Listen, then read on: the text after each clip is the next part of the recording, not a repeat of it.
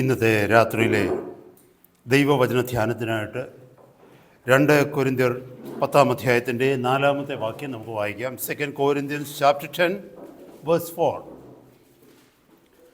ഞങ്ങളുടെ പോരിൻ്റെ ആയുധങ്ങളോ ജഡീകങ്ങളല്ല, കോട്ടകളെ ഇടിക്കുവാൻ ദൈവസന്നിധിയിൽ ശക്തി ഉള്ളവ തന്നെ. പരിശുദ്ധ പിതാവേ, അങ്ങയുടെ പുത്രൻ്റെ പരിശുദ്ധ നാമത്തിൽ അവിടുത്തെ സന്നിധിയിലേക്ക് ഇന്നത്തെ രാത്രിയിൽ അടിയങ്ങൾ അടുത്ത് വന്നിരിക്കുന്നപ്പാ, അങ്ങയെ പാടി ആരാധിക്കുവാൻ അവിടുന്ന് ഞങ്ങളുടെ മേൽ കൃപ തന്നതിനായിട്ട് സ്തോത്രം. തിരുവചനത്തിന് മുമ്പാകെ ഇന്നത്തെ രാത്രി ഞങ്ങളിരിക്കുമ്പോൾ അങ്ങയുടെ പരിശുദ്ധാത്മാവിനാൽ അങ്ങയുടെ വചനത്തിൻ്റെ രഹസ്യങ്ങളെ ഞങ്ങൾക്ക് വെളിപ്പെടുത്തി തരണമേ. അങ്ങയുടെ പുത്രനും ഞങ്ങളുടെ കർത്താവുമായ ക്രിസ്തുയേശുവിൻ്റെ പരിശുദ്ധ നാമത്തെ ഇന്നത്തെ രാത്രിയിൽ ഞങ്ങളുടെ മധ്യത്തിൽ മഹിമപ്പെടുത്തണം. അങ്ങയുടെ സഭയോടുള്ള ദൂത് ഞങ്ങൾക്ക് ഓരോരുത്തർക്കുമായി കർത്താവെ പ്രകാശിപ്പിച്ചു തരുമാറാകണമെന്ന് ഞങ്ങൾ അങ്ങോട്ട് പ്രാർത്ഥിക്കുന്നു. ഞങ്ങളുടെ ഹൃദയത്തെ തുറന്നാട്ട് ഞങ്ങളുടെ വചനത്തെ ഹൃദയത്തിൽ സ്വീകരിക്കാനുള്ള താഴ്മയും ദൈവകൃപയും ഞങ്ങളുടെ മേൽ പകർന്നാട്ട്. പ്രാർത്ഥന കേട്ട് കൃപയ്ക്കായി സ്തോത്രം. യേശു കർത്താവിൻ്റെ പരിശുദ്ധ നാമത്തിൽ തന്നെ ആമേൻ. എല്ലാവർക്കും പ്രാർത്ഥനയോടെ കർത്താവിൻ്റെ സന്നിധിയിലായിരിക്കാം. നമ്മൾ ഈ കേട്ട വചനം, ദൈവവചനം, പുതിയ നിയമത്തിലെ വളരെ പ്രധാനപ്പെട്ട ദൈവവചനങ്ങളിൽ ഒരു വചനമാണ്. ഞങ്ങളുടെ പോരിൻ്റെ ആയുധങ്ങളോ ജഡീകങ്ങളല്ല, കോട്ടകളെ ഇടിക്കുവാൻ ദൈവസന്നിധിയിൽ ശക്തിയുള്ളത് തന്നെ. For the weapons of our warfare are not carnal but mighty through God to the pulling down of strongholds. ഈ നാളുകളിൽ യുദ്ധങ്ങളെക്കുറിച്ചും യുദ്ധശ്രുതികളെക്കുറിച്ചൊക്കെ നമ്മൾ കേട്ടുകൊണ്ടിരിക്കുക. മീഡിയകളിലൊക്കെ നോക്കിക്കഴിഞ്ഞാൽ യുദ്ധത്തിൻ്റെ ഭീകരത നമുക്ക് കാണുവാനും കേൾക്കുവാനും ഒക്കെ കഴിയും. ഈ യുദ്ധങ്ങളിലേക്ക് നോക്കുമ്പോൾ ഒരു യുദ്ധം ജയിക്കുക അല്ലെങ്കിൽ ഒരു യുദ്ധം തോൽക്കുക എന്ന് പറയുന്നതിന് പല പല കാരണങ്ങളുണ്ട്. ഒരു യുദ്ധത്തിലെ പ്രധാനമായ കാര്യങ്ങൾ എന്താണെന്ന് ചോദിച്ചു കഴിഞ്ഞാൽ അതിന് ഉപയോഗിക്കപ്പെടുന്ന ആയുധങ്ങൾ, ആ ആയുധങ്ങൾ ഉപയോഗിക്കുന്ന വ്യക്തികളുടെ വൈഭവം, കഴിവ്, ഇതൊക്കെയാണ് ഒരു യുദ്ധത്തിൻ്റെ ജയാപജയങ്ങൾക്ക് കാരണം. ഒരു യുദ്ധം ജയിക്കുക എന്ന് പറഞ്ഞാൽ it is not accidental to win a battle. ആകസ്മികമായിട്ടൊരു യുദ്ധം ജയിക്കാൻ ആരെ കൊണ്ടും പറ്റില്ല. യുദ്ധത്തിൽ ഫൈറ്റ് ചെയ്തെങ്കിൽ മാത്രമേ യുദ്ധത്തെ ജയിക്കുവാനായിട്ട് നമുക്ക് കഴിയൂ. അത് വളരെ വ്യക്തമായിട്ട് നമുക്കറിയാൻ പറ്റും. ദൈവത്തിൻ്റെ തിരുവചനം നമ്മളെ വളരെ ഓർമ്മപ്പെടുത്തുന്ന ഒരു വിഷയമുണ്ട്. എന്താണെന്നറിയാമോ? വേറൊരു യുദ്ധത്തെക്കുറിച്ച് ഇവിടെ പറയുന്നുണ്ട്, ഒരു ആത്മീക യുദ്ധത്തെക്കുറിച്ച് പറയുന്നുണ്ട്. ഇപ്പം നമ്മൾ വായിച്ചു കേട്ട വചനഭാഗം ആത്മീക യുദ്ധവുമായി ബന്ധപ്പെട്ട വചനഭാഗമാണ് വായിച്ചത്. അടുത്ത 2 വാക്യങ്ങൾ വായിക്കുമ്പോൾ നമുക്ക് മനസ്സിലാകും നമ്മുടെ ചിന്തകളോടെ, നമ്മുടെ മനസ്സിനോടുള്ള പിശാചിൻ്റെ പോരാട്ടത്തെക്കുറിച്ച് അവിടെ പറയുന്നത്. സഹോദരന്മാരെ, സഹോദരിമാരെ, ഭൗതിക യുദ്ധത്തിന് ഭൗതികമായ ആയുധങ്ങൾ ആവശ്യമുള്ളതുപോലെ ഭൗതികമായ ആയുധങ്ങൾ ഉപയോഗിക്കുവാൻ തക്കവണ്ണം പരിശീലനം ആവശ്യമുള്ളതുപോലെ ആത്മീകമായ യുദ്ധത്തിന് ആത്മീകമായിട്ടുള്ള യുദ്ധ ഉപകരണങ്ങളുണ്ട്. അതുപോലെ തന്നെ ആ ഉപകരണങ്ങൾ ഹാൻഡിൽ ചെയ്യണമെന്നുണ്ടെങ്കിൽ അതിന് ആത്മീകമായ പരിശീലനം ആവശ്യമുണ്ട്. ഇന്ന് വളരെയധികം പ്രാധാന്യമുള്ളൊരു വിഷയത്തെക്കുറിച്ചാണ് നമ്മൾ പഠിക്കാനായിട്ട് പോകുന്നത്. നമ്മുടെ പലരുടെയും ജീവിതത്തിലേക്ക് നോക്കിക്കഴിഞ്ഞാൽ നമ്മൾ പലയിടങ്ങളിലും തോറ്റുപോകുന്നവരാ, യുദ്ധത്തിൽ തോറ്റുപോകുന്നവരാ. ഒരു കാര്യം ഓർക്കണമേ, how important a pilot to a plane. ഒരു പ്ലെയിനിൽ ആ പൈലറ്റിൻ്റെ പ്രാധാന്യം എന്തുവാ? ആ പൈലറ്റ് ഇരിക്കുന്ന കോക്പിറ്റിൻ്റെ പ്രാധാന്യം എന്താണ്? ഒരു ബസ് ഓടിച്ചു പോകുമ്പോൾ ആ ബസ്സിലെ ഡ്രൈവറുടെ പ്രാധാന്യം എന്താണ്? നമുക്കറിയാം, പഴയ കാലങ്ങളിലായാലും ഇപ്പോഴായാലും ഒരു രാജാവിനെ നിഗ്രഹിച്ചു കഴിഞ്ഞാൽ ആ രാജ്യത്തെ തോൽപ്പിച്ചു എന്നുള്ളതിനാണ് തെളിവ്. പഴയ കാലങ്ങളിലൊക്കെ നമുക്ക് ദൈവവചനത്തിൽ, പഴയ നിയമത്തിലൊക്കെ നമുക്ക് ആവർത്തിച്ച് വായിക്കുന്നുണ്ട്. അത് മാത്രമല്ല, നമുക്കെല്ലാവർക്കും അറിയാവുന്ന കാര്യമാണ്, ഒരു രാജ്യത്തെ രാജാവിനെ കീഴ്പ്പെടുത്തി കഴിഞ്ഞാൽ, രാജാവിനെ കൊന്നു കഴിഞ്ഞാൽ ആ രാജ്യം കീഴടങ്ങി എന്നുള്ളതാണ്. ഒരു വ്യക്തിയുടെ മനസ്സ് അല്ലെങ്കിൽ ഒരു വ്യക്തിയുടെ ചിന്താമണ്ഡലത്തെ പിശാച് കീഴ്പ്പെടുത്തി കഴിഞ്ഞാൽ ആ വ്യക്തി പിശാചിന് കീഴ്പ്പെട്ടു എന്നുള്ളതാണ്. നമ്മൾ മറന്നു പോകരുത് സഹോദരങ്ങളെ. Hallelujah. Do you want A change in your life? And it is not going to happen until you change your thoughts. നമ്മുടെ ജീവിതത്തിലൊരു മാറ്റം വേണമെന്ന് നമ്മൾ ആഗ്രഹിക്കുന്നെങ്കിൽ, നമ്മുടെ ചിന്തകളിൽ ഒരു മാറ്റം വന്നില്ലെങ്കിൽ, നമ്മുടെ ചിന്താഗതികളിൽ ഒരു മാറ്റം വന്നില്ലെങ്കിൽ ഒരിക്കലും ജീവിതത്തിൽ ആ മാറ്റം സംഭവിക്കത്തില്ല. നമ്മൾ പലപ്പോഴും വിഷയങ്ങളിൽ പലതിലും തോറ്റുപോകുമ്പോൾ ആദ്യം നമ്മൾ തോൽക്കുന്നത് നമ്മുടെ ചിന്തകളിലാണ് തോൽക്കുന്നത്. ചിന്തകളിലെ തോൽവിയാണ് നമ്മളെ ഭൗതികമായോ ആത്മീകമായിട്ടുള്ള വിഷയങ്ങളിൽ തോൽവിയുള്ളവരാക്കി നമ്മളെ തീർക്കുന്നത്. നമ്മുടെ ഉള്ളിലേക്ക് ഭയം കൊണ്ടുവന്നു കഴിഞ്ഞാൽ, നമ്മുടെ ചിന്തകളിലേക്ക് നിരാശ കൊണ്ടുവന്നു കഴിഞ്ഞാൽ, നമ്മുടെ ചിന്തകളിലേക്ക് ആവശ്യമില്ലാത്ത അപകർഷതാബോധം കൊണ്ടുവന്നു കഴിഞ്ഞാൽ, എന്നെ കേൾക്കുന്ന സഹോദര സഹോദരി, നമ്മൾ തോറ്റുപോകും. നമുക്ക് മുന്നോട്ടൊരു സ്റ്റെപ്പ് പോലും വയ്ക്കുവാൻ കഴിയാതെ വരും. ഭയപ്പെടുന്ന ഒരു വ്യക്തിയുടെ ജീവിതം പിടിക്കപ്പെട്ട ശത്രു പിടിച്ച ഒരു ജീവിതമാണ്, പിടിക്കപ്പെട്ട ഒരു ജീവിതമാണ്, തോറ്റുപോയ ഒരു ജീവിതമാണ്, സറണ്ടേഡ് ആയിട്ടുള്ള ഒരു ലൈഫാണ്, ഡിഫീറ്റഡ് ആയിട്ടുള്ള ഒരു ലൈഫാണ്. അതുകൊണ്ട് ഇന്നത്തെ രാത്രികാലം വളരെ പ്രധാനപ്പെട്ട ഈ വിഷയം നമ്മൾ ചിന്തിക്കേണ്ടിയിരിക്കുന്നു. കാരണം എന്നാന്ന് ചോദിച്ചു കഴിഞ്ഞാൽ, നമ്മുടെ ചിന്തകൾ അല്ലെങ്കിൽ നമ്മുടെ ഇന്നത്തെ വിശ്വാസങ്ങളാണ് നാളത്തെ റിയാലിറ്റി ആയിട്ട് മാറുന്നത്. What you believe today, what you think today will turn out to be a reality in your life tomorrow. Hallelujah. നമ്മളത് മറന്നു പോകരുത്. കാരണം എന്താണെന്ന് ചോദിച്ചാൽ, ചിന്തകളാണ് നമ്മുടെ ആക്ഷൻസ് ആയിട്ട് മാറുന്നത്, ചിന്തകളാണ് നമ്മുടെ ഹാബിറ്റുകളായിട്ട് മാറുന്നത്, ചിന്തകളാണ് നമ്മുടെ ആറ്റിറ്റ്യൂഡുകളായിട്ട് മാറുന്നത്. അതുമാത്രമല്ല, ഈ ചിന്തകളാണ് നമ്മുടെ ജീവിതത്തെ നയിക്കുന്ന പദ്ധതികൾ, പ്ലാനുകളായിട്ട് നമ്മൾ മാറുന്നത്. അതുകൊണ്ട് തന്നെ നമ്മുടെ ചിന്തകൾ വികലമായി തീർന്നു കഴിഞ്ഞാൽ നമ്മുടെ ജീവിത രീതി, ദൈനംദിന ജീവിത രീതി മാത്രമല്ല, style of work, style of life, everything will turn out to be corrupted. Hallelujah. അതുകൊണ്ട് ഇന്നത്തെ രാത്രി നമ്മൾ വളരെ വ്യക്തമായിട്ട് ഈ വിഷയത്തെക്കുറിച്ച് നമ്മൾ പഠിക്കേണ്ടിയിരിക്കുന്നു, ആഴമായിട്ട് പഠിക്കേണ്ടിയിരിക്കുന്നു. എങ്ങനെ എൻ്റെ ചിന്തകളെ എനിക്ക് നിയന്ത്രിക്കാനായിട്ട് കഴിയും? എങ്ങനെ ക്രിസ്തുവിൽ ഏകാഗ്രമായിട്ടുള്ള അല്ലെങ്കിൽ ദൈവവുമായിട്ടുള്ള ബന്ധത്തിൽ ഭയപ്പെടാതെ ഏകാഗ്രമായിട്ടുള്ള ഒരു ജീവിത രീതിയിൽ എനിക്ക് മുന്നോട്ട് പോകുവാനായിട്ട് കഴിയും? കർത്താവ് എനിക്ക് ജയം വാഗ്ദത്തം ചെയ്തിട്ടുണ്ടെങ്കിൽ ആ ജയത്തിൽ എത്തുവാൻ തക്കവണ്ണം എനിക്ക് എങ്ങനെ കഴിയും എന്നുള്ളത് ഇന്നത്തെ രാത്രിയിൽ ചിന്തിക്കണം സഹോദരങ്ങളെ. ഇവിടെ ഇരിക്കുന്ന പലരും, നമുക്കൊക്കെ നല്ല ആഗ്രഹങ്ങളുണ്ട് അല്ലേ? ദൈവത്തെ പ്രസാദിപ്പിക്കണം നമുക്ക് ആഗ്രഹമുണ്ട്, ദൈവിക കാര്യങ്ങൾ തൽപരരാകണമെന്ന് നമുക്ക് ആഗ്രഹമുണ്ട്, സമയത്തെ നഷ്ടപ്പെടുത്തരുതെന്നും ക്രിയാത്മകമായ രീതിയിൽ, ഇഫക്റ്റീവായിട്ടുള്ള രീതിയിൽ നമ്മുടെ സമയം ഉപയോഗിക്കപ്പെടണമെന്നുള്ളത് നമ്മൾ ആഗ്രഹിക്കുന്നുണ്ട്. ഒരു പ്രയോജനവുമില്ലാത്ത കാര്യങ്ങളിൽ സമയമോ അല്ലെങ്കിൽ നമ്മുടെ പണമോ നമ്മുടെ അധ്വാനമോ നമ്മുടെ പ്രയത്നങ്ങളോ ചെലവഴിക്കരുതെന്ന് നമ്മൾ ആഗ്രഹിക്കുന്നുണ്ട്. ഈ ആഗ്രഹങ്ങളൊക്കെ നമ്മുടെ ജീവിതത്തിൽ ഉണ്ടെങ്കിൽ തന്നെയും പ്രായോഗികമായ ജീവിതത്തിലേക്ക് കടന്നു വരുമ്പോൾ ഇതൊന്നും ഫലവത്തായി തീരുന്നില്ല. അതിൻ്റെ കാരണം എന്താണെന്നറിയാമോ? നമ്മുടെ ചിന്തകൾ മറ്റാരോ നിയന്ത്രിക്കുന്നതായിട്ട് മാറുന്നു. നമ്മുടെ ചിന്തകളിൽ മറ്റാരോ കൈകടത്തലുകൾ, നിയന്ത്രണം കൊണ്ടുവന്നിരിക്കുന്നതായിട്ട് നമ്മൾ കാണുന്നു. അപ്പോസ്തലനായ പൗലോസ് റോമാലേഖനം 7-ാം അധ്യായത്തിൽ പറയുന്നു, ഞാൻ ആഗ്രഹിക്കുന്നതല്ല ഞാൻ ചെയ്യുന്നത്, ഞാൻ ആഗ്രഹിക്കാത്ത തിന്മയാണ് ഞാൻ ചെയ്തു പോകുന്നത്. കാരണം എന്തെന്ന് ചോദിച്ചാൽ, ആ ദൈവത്തിൻ്റെ ദാസന് നന്മ ചെയ്യണമെന്ന് ആഗ്രഹമുണ്ട് ഈ ജഡത്തിലിരുന്നു കൊണ്ട്. പക്ഷേ പലപ്പോഴും താൻ ചെയ്തു വരുമ്പോൾ അത് തിന്മയായി മാറുകയാണ്, തനിക്കൊരു പ്രയോജനവും ഇല്ലാത്തതായി തീരുകയാണ്. ഇന്ന് രാത്രി ശാന്തമായ ദൈവമക്കളെ, നമ്മൾ ഈ വിഷയത്തെക്കുറിച്ച് ചിന്തിക്കേണ്ടതായിട്ടുണ്ട്. എഫേസ്യ ലേഖനം 6-ാം അധ്യായത്തിൽ ആത്മീക യുദ്ധത്തെക്കുറിച്ച് പഠിപ്പിക്കുന്ന ഒരു സ്പിരിച്വൽ വാർഫെയറിനെ കുറിച്ച് അതിനകത്ത് വളരെ വ്യക്തമായിട്ട് പഠിപ്പിക്കുന്നതാണ് ആർമർ ഓഫ് ഗോഡ്. ദൈവത്തിൻ്റെ സർവായുധ വർഗത്തെക്കുറിച്ച് പഠിക്കുന്നു.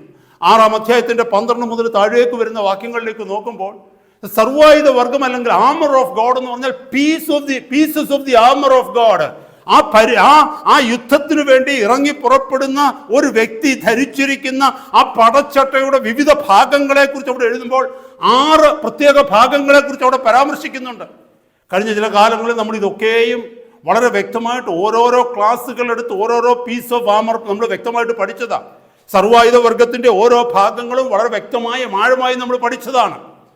ഒരു കാര്യം വളരെ പ്രത്യേകമായിട്ട് വളരെ അത്യാവശ്യമായി നിങ്ങളോട് ഞാൻ ഒന്ന് നോട്ടിഫൈ ചെയ്യുവാൻ തക്കവണ്ണമാണ് ആ ഭാഗത്തിലേക്ക് ഞാൻ വരുന്നത്. ആ ആർമർ ഓഫ് ഗോഡിനകത്ത് 6 ഫാക്കൽറ്റീസ് അല്ലെങ്കിൽ 6 പാർട്സ്, 6 ഭാഗങ്ങൾ ഉണ്ടെങ്കിൽ അതിൽ ഒന്ന് മാത്രമേ ആയുധമായിട്ടുള്ളൂ. മനസ്സിലാക്കണമേ സഹോദരങ്ങളെ. ബാക്കിയുള്ളത് പടച്ചട്ടയുടെ ഭാഗമാണ്. എന്നാൽ ഒരൊറ്റ ആയുധത്തെക്കുറിച്ചേ പറയുന്നുള്ളൂ. ആ ആയുധം എന്താണെന്ന് ചോദിച്ചാൽ സോർഡ് ഓഫ് ദി സ്പിരിറ്റ്, ആത്മാവിൻ്റെ വാൾ. ഹല്ലേലൂയ.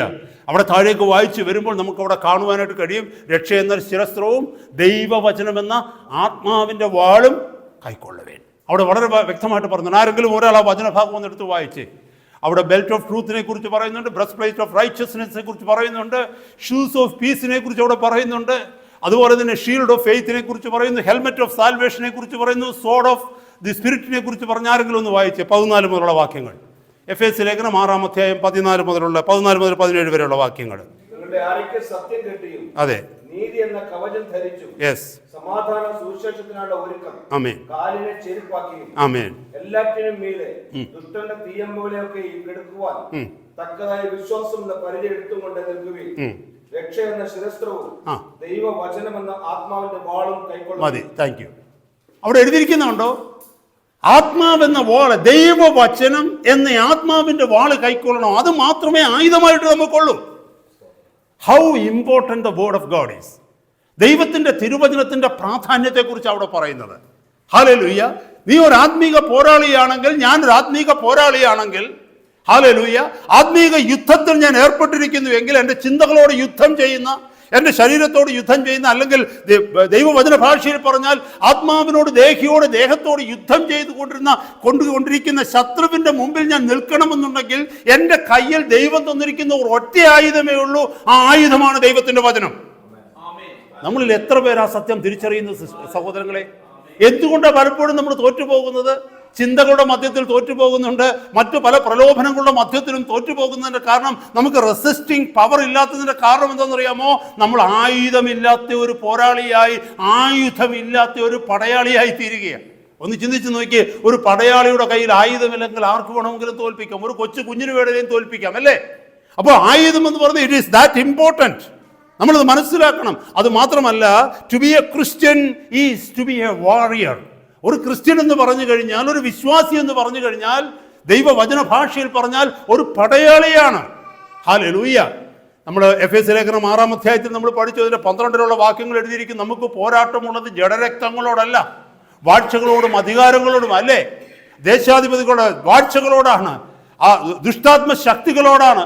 അവിടെയൊക്കെ എഴുതിയിരിക്കുന്നത് നമുക്കൊരു പോരാട്ടമുണ്ട്. We are in a warfield, we are in a battle field, and we are constantly fighting with someone and something. എപ്പോഴും നമ്മൾ യുദ്ധം ചെയ്തുകൊണ്ടിരിക്കുക. ആ യുദ്ധത്തിൽ ജയിക്കുന്നതോ തോൽക്കുന്നതോ എന്നുള്ളതാണ് നമ്മുടെ ജീവിതത്തിന്റെ ആത്മീക ഭാവി. ആ ആത്മീകതയാണ് നമ്മുടെ ഭൗതികത്തിലും പ്രത്യക്ഷപ്പെടുന്നത്. അനേകരെ ഇന്ന് നോക്കിയ നിരാശയുടെ അനുഭവത്തിലല്ലേ? വിശ്വാസികളാണെന്ന് പറഞ്ഞാൽ തന്നെ നിരാശയുടെ അനുഭവത്തിലാണ്, ഡിപ്രസ്ഡ് ആണ്. അതുമാത്രമല്ല, ഭയത്തിന്റെ കീഴിലാണ്. ഓക്കെ, ലോകത്തിലുള്ള മനുഷ്യരെ നോക്കിയേ, അവർ ഭയത്തിലാണ്, അവർ നിരാശയിലാണ്, ഡിപ്രസ്ഡ് ആണ്, അവർ ആങ്സൈറ്റിയിലാണ്. ഒരുപാട് പ്രശ്നങ്ങൾ അവരുടെ ജീവിതത്തിലുണ്ട്, പല പല ഡിസോർഡേഴ്സ് അവരുടെ ജീവിതത്തിലുണ്ട്. എന്നാൽ ഇതേ അനുഭവങ്ങളിൽ പലതും വിശ്വാസികളാണെന്ന് പറയുന്നവരുടെ ജീവിതത്തിലുമുണ്ട്. ലോകത്തിലുള്ളവരുടെ കയ്യിൽ ഈ ആയുധങ്ങൾ ഇല്ലെന്ന് മനസ്സിലാക്കിക്കോ. അവർക്ക് ഈ ആയുധത്തെക്കുറിച്ച് മനസ്സിലായിട്ടില്ല, അവർക്ക് ദൈവത്തെക്കുറിച്ച് അറിയത്തില്ല, ദൈവത്തിൻ്റെ ആത്മാവിൻ്റെ ശക്തി എന്താണെന്ന് അറിയത്തില്ല, അവരത് പ്രാപിച്ചിട്ടില്ല. എന്നാൽ വിശ്വാസികൾ എന്ന് പറയുന്ന ഞാനും നിങ്ങളും ഈ സത്യങ്ങൾ തിരിച്ചറിഞ്ഞിട്ടുള്ളവരാണ്. നമ്മുടെ മുമ്പിൽ ഒരു ഇൻവിസിബിൾ എനിമി ഉണ്ടെന്ന്, അദൃശ്യനായ ഒരു ശത്രു നമ്മുടെ മുമ്പിലുണ്ടെന്ന്, അവൻ നമ്മളെ തോൽപ്പിക്കുവാനൊക്കെ ശ്രമിക്കുന്നുവെന്ന്, അവന് നമ്മുടെ തകർച്ചയാണ് ആവശ്യമെന്ന് തിരിച്ചറിഞ്ഞവരാണ് നമ്മൾ. ഈ ലോകത്തിലൊന്ന് നോക്കിയ യുദ്ധത്തിൽ അവർ ആയുധങ്ങൾ ഉപയോഗിക്കുന്നത് ശത്രുവിനെ കണ്ടിട്ടാ, അല്ലേ? അല്ലെങ്കിൽ ശത്രുവിന്റെ കോട്ടകൾ കണ്ടിട്ടാ, ശത്രുവിന്റെ കേന്ദ്ര സ്ഥാനങ്ങൾ കണ്ടിട്ടാണ്. എന്നിട്ട് ആ കേന്ദ്ര സ്ഥാനത്തിന് നേരെ അവരൊന്നുകിൽ ബോംബ് വർഷിക്കുക, അല്ലെങ്കിൽ അവര് പ്രിസിഷൻ അറ്റാക്ക് ചെയ്യുകയാണ് ചെയ്യുന്നത്. കാരണം ശത്രുവിനെ നേരിടുവാൻ തക്കവണ്ണം ശത്രുവിനെ ലക്ഷ്യമാക്കി അവരുടെ ആയുധങ്ങൾ, അല്ലെങ്കിൽ ബോംബ്, അല്ലെങ്കിൽ വാർ പ്ലെയിൻസ് പോവുകയാണ് ചെയ്യുന്നത്. അതുപോലെ തന്നെ എന്നെ കേൾക്കുന്ന സഹോദര സഹോദരി, ഇൻവിസിബിൾ ആയിരിക്കുന്ന എനിമി, അദൃശ്യനായ ശത്രുവിന് നേരെ മാത്രമേ നമുക്ക് ദൈവത്തിൻ്റെതായിട്ടുള്ള ആയുധം ഉപയോഗിക്കുവാനായിട്ട് പറ്റൂ. അത് കാർണാലല്ലെന്നല്ല, അല്ലെങ്കിൽ ജഡീകമല്ലെന്ന് ദൈവവചനം പറയുന്നതിൻ്റെ കാരണം എന്നാണെന്നറിയാമോ? ജഡത്തിലൂടെ ശത്രുവിനെ കാണുവാൻ നമുക്ക് കഴിയുകയില്ല. ശത്രുവിന്റെ പോരാട്ടം ഏതുവഴിയാണ് കടന്നു വരുന്നത് നമുക്ക് കാണുവാൻ തക്കവണ്ണം ജഡത്തിൽ കഴിയുകയില്ല. അത് ആത്മാവിൽ മാത്രമേ കഴിയുകയുള്ളൂ. അതുകൊണ്ടാണ് ഈ ആത്മീകമായ പോരാട്ടം ജഡത്തിലല്ല, ആത്മാവിലാണ് നാം ചെയ്യേണ്ടിയിരിക്കുന്നത്. മറന്നു പോകരുത് സഹോദരങ്ങളെ. ഹല്ലേലൂയ. ഇന്നത്തെ രാത്രി എൻ്റെയും നിങ്ങളുടെയും ജീവിതത്തിൽ ഈ നിരാശയും ഭയവും ഈ അപകർഷതാബോധവും ആങ്ഷൈറ്റിയും ഇതൊക്കെ വരുന്നുണ്ട് എന്നുണ്ടെങ്കിൽ ഇന്നത്തെ രാത്രി ഈ മെസ്സേജ് വളരെ ശക്തമായ രീതിയിൽ, വളരെ വ്യക്തമായ രീതിയിൽ നമ്മളെ സ്വാധീനിക്കേണ്ടിയിരിക്കുന്നു സഹോദരങ്ങളെ. ഹല്ലേലൂയ. കാരണം നമ്മളൊരു പോരാട്ടത്തിലാണ്. ദ മിനിറ്റ്, ഹല്ലേലൂയ, നമ്മൾ ഒന്ന് ഓർത്ത് നോക്കിയേ, കർത്താവിനെ പരീക്ഷിക്കുന്നതായിട്ട് മത്തായിയുടെ സുവിശേഷം 4-ാം അധ്യായത്തിലും ലൂക്കോസിന് സുവിശേഷം 4-ാം അധ്യായത്തിലും നമുക്ക് മനസ്സിലാക്കുവാനായിട്ട് കഴിയുന്നുണ്ട്. ഏതാണ്ട് 30 വയസ്സായപ്പോഴാണ് കർത്താവ് തൻ്റെ പ്രവർത്തികൾ, തൻ്റെ മിനിസ്ട്രി, തൻ്റെ ശുശ്രൂഷ ആരംഭിക്കുന്നത്. ദൈവവചനത്തിൽ എങ്ങും ഈ 30 വർഷക്കാലം പിശാച് കർത്താവിനെ പരീക്ഷിക്കുവാൻ വന്നതായിട്ട് എങ്ങും കാണുന്നില്ല. ശ്രദ്ധിച്ചു കേൾക്കണമേ. ഹല്ലേലൂയ. ഈ പിശാച് കർത്താവിനെ പരീക്ഷിക്കുന്നതിന് വേണ്ടി കർത്താവിന്റെ മുമ്പിലേക്ക് കടന്നു വരുന്നതായിട്ട് വചനത്തിൽ എങ്ങും തന്നെ ഒരു പരാമർശമില്ല.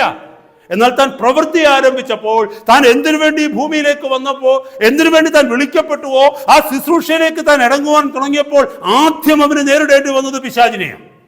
ഞാനും നിങ്ങളും വിശ്വാസ ജീവിതത്തിലേക്ക് ഇറങ്ങി വരുമ്പോൾ സഹോദര സഹോദരി, അതുവരെയുള്ള ജീവിതത്തിൻ്റെ ചുറ്റുപാടുകളല്ല നിന്റെയും എൻ്റെയും ജീവിതത്തിൻ്റെ ചുറ്റുപാട്. കാരണം നമ്മൾ സ്വർഗരാജ്യത്തിൻ്റെ പടയാളികളായി, അദൃശ്യനായ ദൈവത്തിൻ്റെ പടയാളികളായി, ദൈവരാജ്യത്തിൻ്റെ വ്യക്താക്കളായി ദൈവസന്നിധിയിൽ നിൽക്കുന്നുണ്ടേ നമുക്ക് ചുറ്റും അദൃശ്യമായ ഒരു ശത്രുവിൻ്റെ ലോകം പെട്ടെന്ന് ആക്റ്റീവ് ആവുകയാണ് ചെയ്യുന്നത്. പ്രൈസ് ഗോഡ്, മറക്കരുത്. അതുകൊണ്ടാണ് പലരും പറയുന്നത് വിശ്വാസ ജീവിതത്തിലേക്ക് വന്നപ്പോൾ പോരാട്ടങ്ങൾ വർദ്ധിച്ചു. ഒരു പരിധി വരെ അത് സത്യമാണ്. അതുവരെ നീ പിശാചിന്റെ വശക്കാരനായിരുന്നു, അതുവരെ പിശാചിന്റെ ആയുധമായിരുന്നു, നീ പിശാചിന്റെ കൂടെ നിന്നവനാണ്, അവന്റെ രാജ്യത്തിന്റെ പങ്കാളിയായിരുന്നു. എന്നാൽ അതിൽ നിന്ന് നീ മാറി കർത്താവിന്റെ രാജ്യത്തിലേക്ക് കടന്നു വന്നപ്പോൾ, ഹല്ലേലൂയ, വെളിച്ചത്തിന്റെ ശുശ്രൂഷക്കാരനായി നീ മാറിയപ്പോൾ, വെളിച്ചത്തിന്റെ ലോകത്തിലേക്ക് നീ കടന്നു വന്നപ്പോൾ, അന്ധകാര ലോകത്തിൽ നിന്ന് നീ പിന്മാറിയപ്പോൾ, അന്ധകാരത്തിന്റെ ശക്തികൾ നിനക്കെതിരായി എനിക്കെതിരായി തിരിയുക എന്നുള്ളത് സ്വാഭാവികമാണ്. It is natural. It is natural. കാരണം എന്നാന്ന് വെച്ചാൽ അവനൊരാളെ നഷ്ടപ്പെട്ടു. അത് മാത്രമാണോ, നമ്മൾ അടങ്ങി നിൽക്കുകയല്ല, അവൻ്റെതായിരിക്കുന്ന ആളുകളെ അതിൽ നിന്ന് വിടുവിക്കുവാൻ തക്കവണ്ണം നമ്മളെ ദൈവം ഉപയോഗിക്കുമ്പോൾ തീർച്ചയായിട്ടും ശത്രുപക്ഷം കുറച്ചുകൂടെ ആക്റ്റീവായി മാറും. സഹോദരന്മാരെ സഹോദരിമാരെ, അതിനെ ജയിപ്പാൻ നമുക്ക് കഴിയത്തില്ലെങ്കിൽ, അതിനോട് പോരാടുവാൻ നമുക്ക് കഴിയത്തില്ലെങ്കിൽ നമ്മുടെ ജീവിതത്തിൽ നിരാശ കടന്നു വരും. ഹല്ലേലൂയ. നമ്മുടെ ജീവിതത്തിൽ ഭയം കടന്നു വരും. നമ്മുടെ ജീവിതത്തിൽ മുമ്പേ പറഞ്ഞതുപോലെ ആങ്സൈറ്റി കടന്നു വരും, ഡൗട്ട്സ് നമ്മുടെ ജീവിതത്തിൽ കടന്നു വരും, നമുക്ക് എങ്ങ് സെറ്റിലാകുവാൻ പറ്റാതെ വരും, നമുക്ക് സ്റ്റെബിലിറ്റി നമുക്ക് നഷ്ടപ്പെടും. നമ്മൾ ഇതിൻ്റെ എല്ലാത്തിൻ്റെയും കൂടെ നടുക്കായി പോകും. പഴയ ജീവിതത്തെക്കാൾ ഭയാനകവും ഏറ്റവും ദുഷ്കരവുമായ ഒരു ജീവിതമായി പുതിയ ജീവിതം അല്ലെങ്കിൽ വിശ്വാസ ജീവിതം നമ്മുടെ മാറും. കാരണം എന്താണെന്ന് ചോദിച്ചാൽ നമ്മുടെ കയ്യിൽ ആയുധമില്ല. ശത്രു നമ്മളോട് പോരാടിക്കൊണ്ടേയിരിക്കുന്നു. അവൻ നമ്മുടെ മൈൻഡിലേക്ക് ഡൗട്ട്സ് കൊണ്ടുവന്നിട്ടിരിക്കുന്നു, അവൻ നമ്മുടെ മൈൻഡിലേക്ക് കൺഫ്യൂഷൻസ് കൊണ്ടുവന്നിരിക്കുന്നു, അവൻ നമ്മുടെ ജീവിതത്തിലേക്ക് ഡിലമ കൊണ്ടുവന്നുകൊണ്ടിരിക്കുന്നു. We get confused everywhere. എന്നെ കേൾക്കുന്ന സഹോദരന്മാരെ സഹോദരിമാരെ, അതുകൊണ്ട് അതിനെ നമുക്ക് ജയിക്കാൻ എങ്ങനെയാണെന്ന് ഇന്നത്തെ രാത്രി മനസ്സിലാക്കേണ്ടിയിരിക്കുന്നു. ഞാൻ നിങ്ങളോട് പറഞ്ഞല്ലോ, ദേവദാസൻ ഇപ്പോൾ വായിച്ചതുപോലെ എഫേസ്യ ലേഖനത്തിൽ ഈ സർവായുധ വർഗത്തെക്കുറിച്ച് പറയുമ്പോൾ 6 കാര്യങ്ങൾ ഈ സർവായുധ വർഗത്തിനകത്തുണ്ട്. ആമർ ഓഫ് ഗോഡിനകത്ത് 6 പീസസിനെ കുറിച്ച് പറയുന്നു. അതിനകത്ത് ഒരൊറ്റ ആയുധത്തെ കുറിച്ച് പറയുന്നുള്ളൂ. ആയുധം എന്തെന്ന് ചോദിച്ചാൽ ആത്മാവിൻ്റെ വാളാകുന്ന ദൈവത്തിൻ്റെ തിരുവചനം. നമ്മൾ മനസ്സിലാക്കണം, പിശാച് പോരാട്ടവുമായി കർത്താവിൻ്റെ അടുക്കിലേക്ക് കടന്നു വന്നപ്പോൾ കർത്താവ് അവനെ ജയിച്ചത് എന്തുകൊണ്ടാണെന്നറിയാമോ? ദൈവത്തിൻ്റെ തിരുവചനം കൊണ്ടാണ്. ആത്മാവെന്ന വാളവൻ ഉപയോഗിച്ചു, ആത്മാവിൻ്റെ വാൾ ഉപയോഗിച്ചു. ആത്മാവ്, പരിശുദ്ധാത്മാവിൻ്റെ കയ്യിൽ കൊടുത്തു. കാരണം എന്തെന്ന് ചോദിച്ചാൽ ആ വാള് കയ്യിൽ എത്തിക്കഴിഞ്ഞപ്പോൾ ആ വാളിനൊരു വലിയ ശക്തിയുണ്ട്. ആ ശക്തിയെക്കുറിച്ച് ഇന്ന് നമ്മൾ വായിച്ചത്. ഞങ്ങളുടെ പോരിൻ്റെ ആയുധങ്ങൾ ജഡീകങ്ങളല്ല, കോട്ടകളെ ഇടിക്കുവാൻ ദൈവസന്നിധിയിൽ ശക്തിയുള്ളത് തന്നെ. ഈ വാളിനൊരു പ്രത്യേകതയുണ്ട്. പിശാച് കെട്ടി ഏതു വലിയ കോട്ടകളെയും അവന്റെ ശക്തി കേന്ദ്രങ്ങളെയും അവന്റെ ദുർഗങ്ങളെയും തകർക്കുവാൻ തക്കവണ്ണം ദൈവിക ശക്തി വ്യാപരിക്കുന്ന വാളാണ് ദൈവത്തിന്റെ വചനം. നമ്മൾ മനസ്സിലാക്കണമേ സഹോദര സഹോദരി. അത് നമ്മുടെ കയ്യിൽ ഇല്ലെങ്കിൽ പിന്നെ എങ്ങനെയാണ് നമ്മുടെ ശത്രുവിനോട് എതിർത്ത് നിൽക്കാൻ പറ്റുന്നത്? വിശ്വാസ ജീവിതത്തിൽ നമുക്ക് എങ്ങനെ ജയിക്കാൻ പറ്റും? ഒന്ന് ആലോചിച്ച് നോക്കിയേ. നമ്മളിൽ പലരും ദൈവവചനത്തിന് പ്രാധാന്യം കൊടുക്കുന്നില്ല, ദൈവവചനം ധ്യാനിക്കുന്നില്ല, ദൈവവചനം പഠിക്കുന്നില്ല. ഹല്ലേലൂയ. എന്നെ കേൾക്കുന്ന സഹോദര സഹോദരി, അതിന്റെ അർത്ഥം നമ്മുടെ കയ്യിൽ ആയുധമില്ലെന്നുള്ളതാ, നമ്മൾ നിരായുധരായി തീർന്നു എന്നുള്ളതാ. മല്ലയുദ്ധങ്ങളൊക്കെ നടത്തുമ്പോൾ നമുക്കറിയാൻ പറ്റും, ഒരുവനെ തോൽപ്പിക്കുമ്പോൾ എന്താ സംഭവിക്കുന്നതെന്ന് വെച്ചാൽ ജയിക്കുന്നവൻ ആ തോൽക്കുന്ന വ്യക്തിയുടെ ആയുധം പിടിച്ചെടുക്കും, എന്നിട്ട് ആ വ്യക്തിയെ നിരായുധനാക്കും. ഒരു വ്യക്തി നിരായുധനായി കഴിഞ്ഞാൽ പിന്നെ ആ വ്യക്തി തോറ്റു. നമ്മളിൽ പലരും നിരായുധരാണ്. We are here in the battlefield without weapon. We don't have the weapon. The only weapon you and I need to have is the sword of the Spirit, that is the word of God. ദൈവത്തിന്റെ വചനമാകുന്ന ആത്മാവിന്റെ വാളാണ് എന്റെയും കയ്യിൽ നിങ്ങളുടെയും കയ്യിൽ ശത്രുവിനെ ജയിക്കുവാനായിട്ടുള്ളത്. അത് നമ്മുടെ കയ്യിൽ ആബ്സെന്റ് ആണെങ്കിൽ, ഇല്ലാതെ വന്നു കഴിഞ്ഞാൽ, എന്നെ കേൾക്കുന്ന സഹോദര സഹോദരി, നമുക്ക് ഒരു രീതിയിലും പിശാചിനെ ജയിക്കാൻ പറ്റത്തില്ല. നമ്മുടെ ജഡത്തെ ജയിക്കാൻ പറ്റത്തില്ല, ഈ ലോക ശക്തികളെ ജയിക്കാൻ പറ്റത്തില്ല, നമുക്കെതിരെ വരുന്ന ഒന്നിനെയും ജയിക്കുവാൻ പറ്റത്തില്ല. കാരണം നമ്മുടെ കയ്യിൽ ഒരായുധവുമില്ല. ഞാൻ നിങ്ങളോട് പറഞ്ഞതുപോലെ ആയുധം കയ്യിലുള്ളത് കൊണ്ട് കാര്യമായില്ല, ആയുധം ഉപയോഗിക്കേണ്ടത് എങ്ങനെയാണെന്നുള്ള പരിശീലനം നമുക്ക് ആവശ്യമുണ്ട്. ഭൗതിക യുദ്ധത്തിൽ you need a training to know how to use a weapon. വെപ്പണറി എങ്ങനെയാണ് ഉപയോഗിക്കുന്നതെന്ന് പരിശീലനം നമുക്ക് കിട്ടണം. അതാ മിലിറ്ററിയിലൊക്കെ നമ്മളെ പഠിപ്പിക്കുന്നത് അല്ലേ. അവരുടെ ട്രെയിനിങ്ങിന്റെ സമയത്ത് ഗൺ ഉപയോഗിക്കുന്നത് എങ്ങനെയാണ്, ടാങ്കുകൾ ഓടിക്കുന്നത് എങ്ങനെയാണ്, ജെറ്റ് ഫ്ലൈറ്റ്സ് ഉപയോഗിക്കുന്നത് എങ്ങനെയാണ്, അതുപോലെ തന്നെ വാർ പ്ലെയിൻസ് ഉപയോഗിക്കുന്നത് എങ്ങനെയാണ്, ഇതൊക്കെ അവരെ പഠിപ്പിക്കും. ഹല്ലേലൂയ.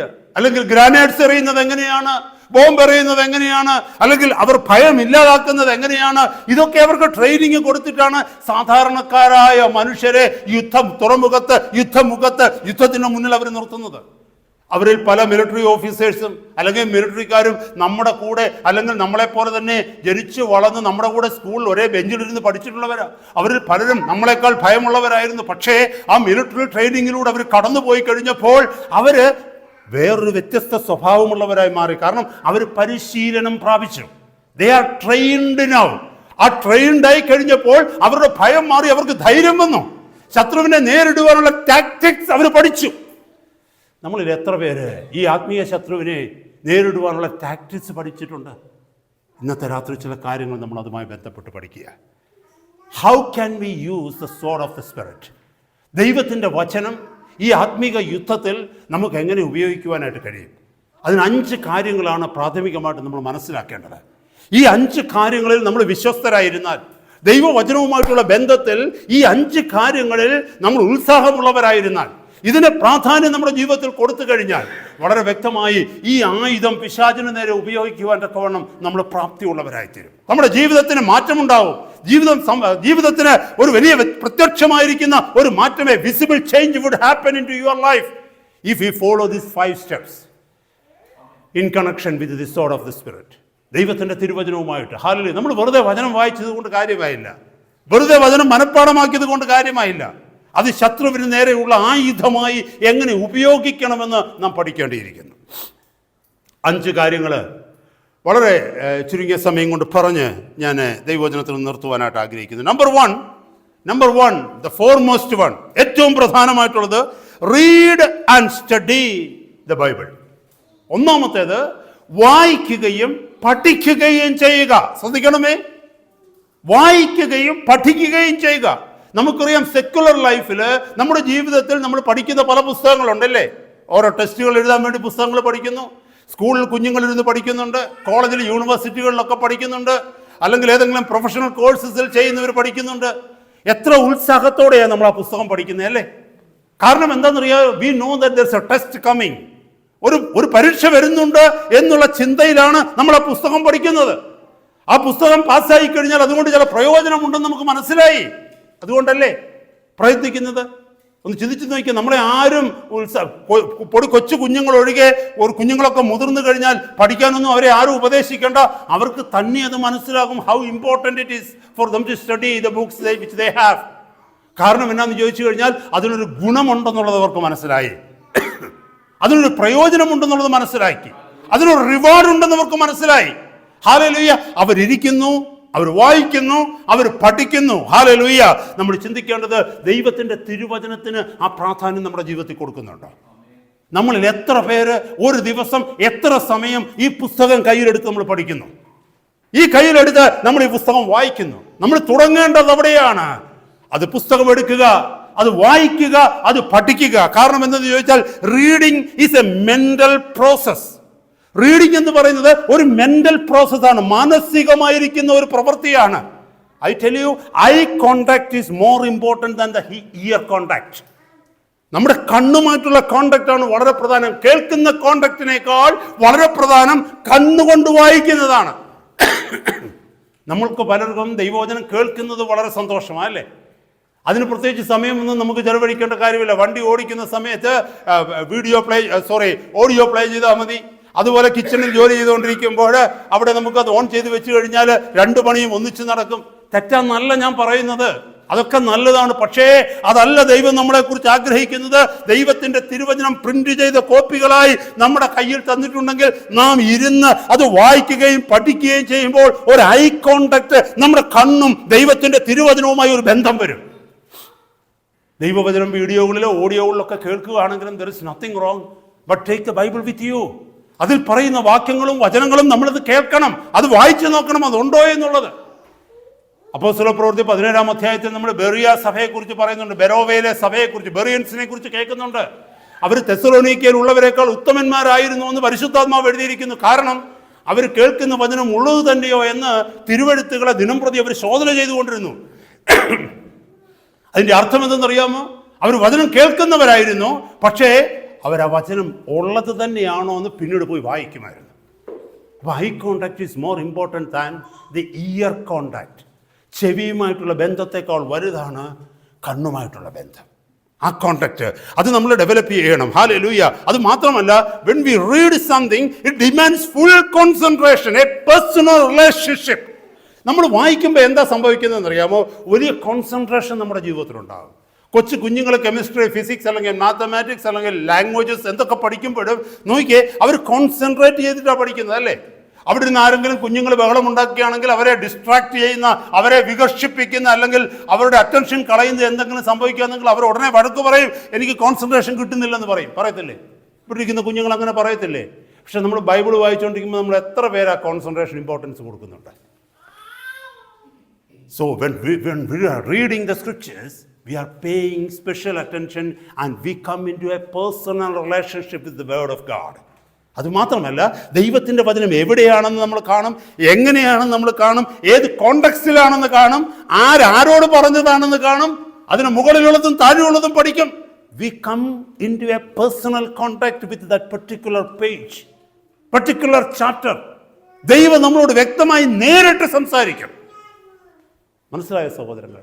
ആദ്യം നമുക്ക് വേണ്ട ഗുണമെന്തെന്ന് ചോദിച്ചാൽ, to be trained in the spirit, or to be trained how to use the sword of the spirit. ആത്മാവിൻ്റെ വാളാകുന്ന വചനം ഉപയോഗിക്കുന്നതിൻ്റെ ആദ്യത്തെ പടി എന്തെന്ന് ചോദിച്ചാൽ, ദൈവവചനം വായിക്കുകയും ദൈവവചനം പഠിക്കുകയും ചെയ്യും. എന്ന് പറഞ്ഞാൽ ആ വാള്, ഉപയോഗിക്കുന്ന വാളുമായിട്ടൊരു വ്യക്തിപരമായ ബന്ധം, അത് കയ്യിൽ ഒതുങ്ങുന്നതാണോ, അതിൻ്റെ വെയിറ്റ്, അത് handle ചെയ്യുവാനുള്ളത്, that needs to be trained first. അല്ലേ? ഈ വാള് പിടിക്കാൻ അറിയാൻ വയ്യാത്ത ഒരു വ്യക്തിക്ക് വാളിനെ കുറിച്ച് എത്ര ട്രെയിനിങ് കിട്ടിയാൽ എന്താ പ്രയോജനം?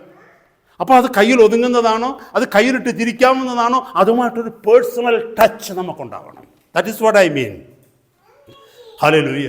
And another thing I personally believe, എൻ്റെ വ്യക്തിപരമായ ഒരു അഭിപ്രായം ഞാൻ നിങ്ങളോട് പറയാം.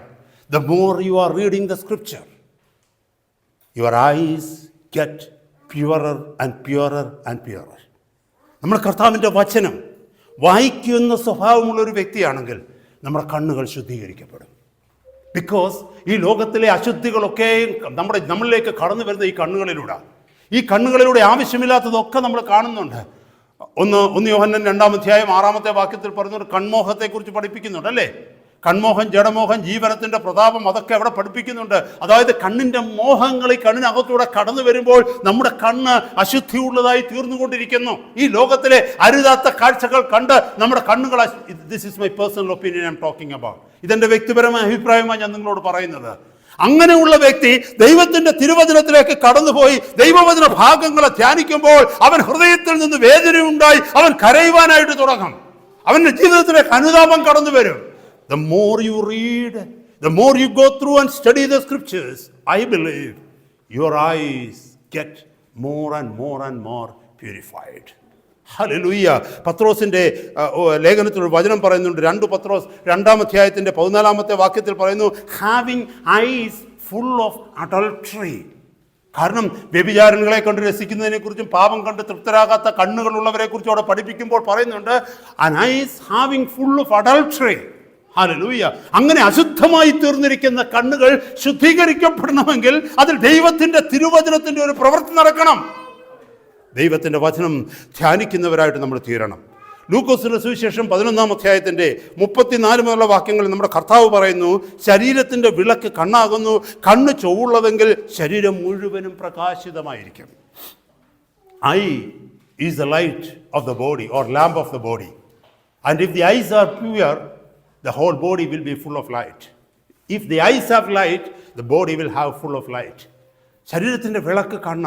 നമ്മുടെ കണ്ണ് ബ്രൈറ്റ് ആണെങ്കിൽ, കണ്ണ് ശുദ്ധീകരണം പ്രാപിച്ചതാണെങ്കിൽ, ഹല്ലേലൂയ, സ്തോത്രം, നമ്മുടെ ശരീരത്തിൽ ആ വെളിച്ചം വ്യാപരിക്കുമെന്നാണ് കർത്താവ് നമ്മളെ പഠിപ്പിച്ചിരിക്കുന്നത്. അപ്പോൾ ഒന്നാമത്തെ കാര്യം എന്തെന്ന് വെച്ചാൽ, read and study the scriptures. Read and study the Bible. Hallelujah.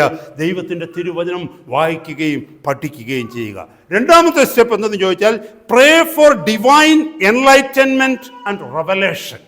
ദൈവവചനം വായിച്ചുകൊണ്ടിരിക്കുമ്പോൾ, ദൈവവചനം പഠിച്ചുകൊണ്ടിരിക്കുമ്പോൾ, ദൈവവചനം ധ്യാനിച്ചുകൊണ്ടിരിക്കുമ്പോൾ നാം കർത്താവിനോട് പ്രാർത്ഥിക്കണം. കാരണം എന്നാന്ന് ചോദിച്ചാൽ ഈ ദൈവവചനം എഴുതിയിരിക്കുന്നത് അത്യുന്നതനായ ദൈവമാണ്.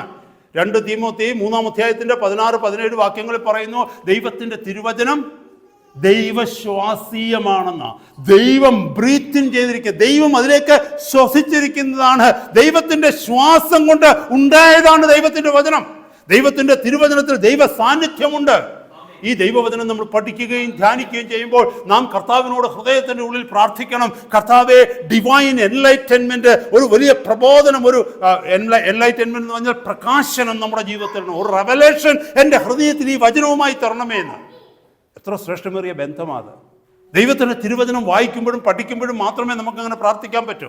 ദൈവത്തിന്റെ തിരുവചനം നമ്മൾ കേട്ടുകൊണ്ടിരിക്കുമ്പോൾ a preacher speaks and we just listen to what he says or she says. ഒരു വ്യക്തി പ്രസംഗിക്കുന്ന വചനം കേൾക്കുകയാണെങ്കിൽ നമ്മുടെ കോൺസെൻട്രേഷൻ അങ്ങനെ ഒഴുകി പോവുകയാണ്. നമ്മൾ എവിടെയും നിൽക്കുന്നില്ല. കാരണം എന്തെന്ന് ചോദിച്ചാൽ നിൽക്കാനുള്ള സമയമില്ല. കാരണം ബാക്കി പറയുന്ന കാര്യങ്ങൾ നമ്മൾ കേൾക്കേണ്ടിയിരിക്കുന്നു. അവിടെ നമുക്ക് പ്രാർത്ഥിക്കുവാൻ കഴിയുന്നില്ല. ഡിവൈൻ റെവലേഷൻ എനിക്ക് തരണമേ എന്ന്. ഡിവൈൻ റെവലേഷൻ തരണമേ എന്ന് പറയുന്നത് എവിടെയെന്ന് ചോദിച്ചാൽ ദൈവവചനം ധ്യാനിക്കുമ്പോഴാണ്, ദൈവവചനം വായിക്കുമ്പോഴാണ്. ഓരോരോ വാക്യങ്ങളിലേക്ക് കടന്നു ചെന്നിട്ട് we are waiting there, we are asking the Holy Spirit to give us the revelation. ഒരു വെളിപ്പാട് കർത്താവേ എനിക്ക് തരണമേ. അവിടെ നീ വചനത്തിലൂടെ എന്നോട് സംസാരിക്കണമേ, എൻ്റെ സാഹചര്യങ്ങളോട് സംസാരിക്കണമേ, എന്നോട് ഇടപെടണമേ കർത്താവേ, എൻ്റെ ഹൃദയത്തെ ഒന്ന് സ്പർശിക്കണമേ. നമ്മളിത് പറയുമ്പോഴാണ് കർത്താവോടെ അത്ഭുതം ചെയ്യുന്നതായിട്ട് നമുക്ക് കാണുവാനായിട്ട് കഴിയുന്നത്. ഹല്ലേലൂയ. കാരണം എന്തെന്നറിയാമോ? Holy spirit is the teacher. ദൈവത്തിൻ്റെ തിരുവചനം എഴുതിയവൻ ദൈവത്തിൻ്റെ പരിശുദ്ധാത്മാവാണ്. അത് പഠിപ്പിക്കുവാൻ ദൈവത്തിൻ്റെ പരിശുദ്ധാത്മാവിനെ കഴിയത്തുള്ളൂ. ഹല്ലേലൂയ. മാനുഷിക ജ്ഞാനത്തിൽ നിന്ന് വരുന്നതല്ല ദൈവമക്കളെ. ഹല്ലേലൂയ.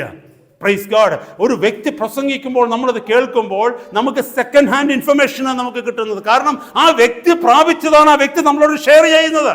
എന്നാൽ ദൈവത്തിൻ്റെ തിരുവചനത്തിൻ്റെ മുമ്പാകെ നമ്മൾ തന്നെ ഇരുന്ന് ഈ വചനം പഠിക്കുകയും ധ്യാനിക്കുകയും പ്രാർത്ഥിക്കുകയും ചെയ്യുമ്പോൾ it becomes A first hand information. ദൈവത്തിൽ നിന്ന് നേരിട്ട് നമുക്ക് പ്രാപിക്കുവാനായിട്ട് കഴിയും. ഇപ്പം നിങ്ങൾക്ക് മനസ്സിലായോ എന്തുകൊണ്ടാണ് പിശാചിനെ നമ്മളെ സമ്മതിക്കാത്തതെന്ന്? ഇപ്പം മനസ്സിലായോ? നമുക്ക് എളുപ്പവഴി നമ്മൾ അന്വേഷിക്കുന്നത്. വചനം കേൾക്കുന്നത് തെറ്റാന്നല്ല ഞാൻ പറയുന്നത്. Don't take me wrong. ഈ വചനം കേൾക്കുന്ന ഒത്തിരി പേരുണ്ട്. ദൈവവചനം കേൾക്കുന്നത് തെറ്റാന്നല്ല ഞാൻ പറയുന്നത്. Find little time to sit and read the scriptures as well. കുറച്ച് സമയം ഇരുന്ന് ദൈവവചനം പഠിക്കുവാനായിട്ട് ശ്രമിക്കുക, ദൈവവചനം വായിക്കുവാനായിട്ട് ശ്രമിക്കുക, ദൈവവചനം ധ്യാനിക്കുവാനായിട്ട് ശ്രമിക്കുക. കേൾക്കുന്നതോടൊപ്പം തന്നെ കുറച്ച് സമയം ദൈവസന്നിധിയിൽ ഇരുന്ന് ദൈവവചനം പഠിക്കുവാനും ധ്യാനിക്കുവാനും സഹോദരങ്ങളെ, ഹല്ലേലൂയ, സ്തോത്രം, നമ്മൾ ശ്രമിക്കണം, ഉത്സാഹിക്കണമെന്ന കർത്താവിൻ്റെ ആത്മാവ് നമ്മളെ പഠിപ്പിക്കുന്നത്. എഫേസ്യ ലേഖനം 1-ാം അധ്യായത്തിൻ്റെ 17-18 വാക്യങ്ങളിൽ അപ്പോസ്തലനായ പൗലോസ് ദൈവസഭയെക്കുറിച്ചുള്ള ഒരു പ്രാർത്ഥന, വിശ്വാസികളെക്കുറിച്ചുള്ള ഒരു പ്രാർത്ഥന പ്രാർത്ഥിക്കുന്നത് നമുക്ക് കാണുവാനായിട്ട് കഴിയും. ആരെങ്കിലും ഒന്ന് വായിക്കണമോ? നമ്മുടെ കർത്താവായ യേശു ക്രിസ്തുവിൻ്റെ ദൈവവും മഹത്വമുള്ള പിതാവുമായവൻ. ആ ഭാഗം ഒന്ന് വായിച്ചേ.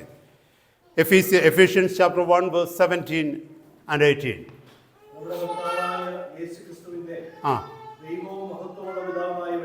നമ്മുടെ കർത്താവായ യേശു ക്രിസ്തുവിന്റെ ദൈവവും മഹത്വവുമുള്ള പിതാവുമായവൻ നിങ്ങൾക്ക് തന്നെക്കുറിച്ചുള്ള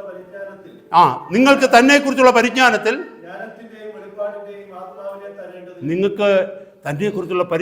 ജ്ഞാനത്തിൻ്റെയും വെളിപ്പാടിൻ്റെയും ആത്മാവിനെ തരേണ്ടതിനും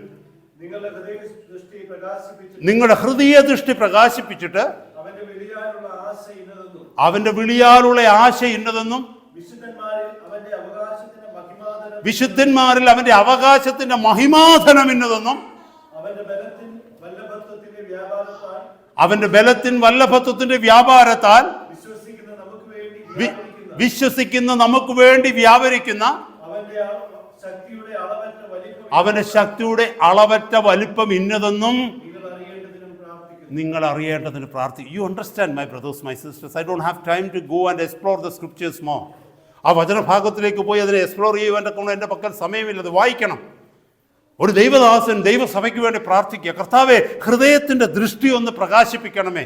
ദൈവത്തെക്കുറിച്ചുള്ള പരിജ്ഞാനത്തിന് ജനമൊന്ന് നിറയുവാൻ തക്കവണ്ണം തനിക്ക് വേണ്ടി, തങ്ങൾക്ക് വേണ്ടി ദൈവം ഒരുക്കി വെച്ചിരിക്കുന്ന ശ്രേഷ്ഠമേറിയ മഹത്വമേറിയ ദൈവിക പദ്ധതിയുടെ, ദൈവിക കാര്യപരിപാടിയുടെ മനോഹരമായ അനുഭവം ഹൃദയദൃഷ്ടി പ്രകാശിച്ചിട്ട് അവരൊന്ന് കാണുവാൻ തക്കവണ്ണം കർത്താവെ സഹായിക്കണമേ, ഹൃദയദൃഷ്ടി പ്രകാശിപ്പിക്കണമെന്നാണ് അവിടെ അപ്പോസ്തലൻ പ്രാർത്ഥിക്കുന്നത്.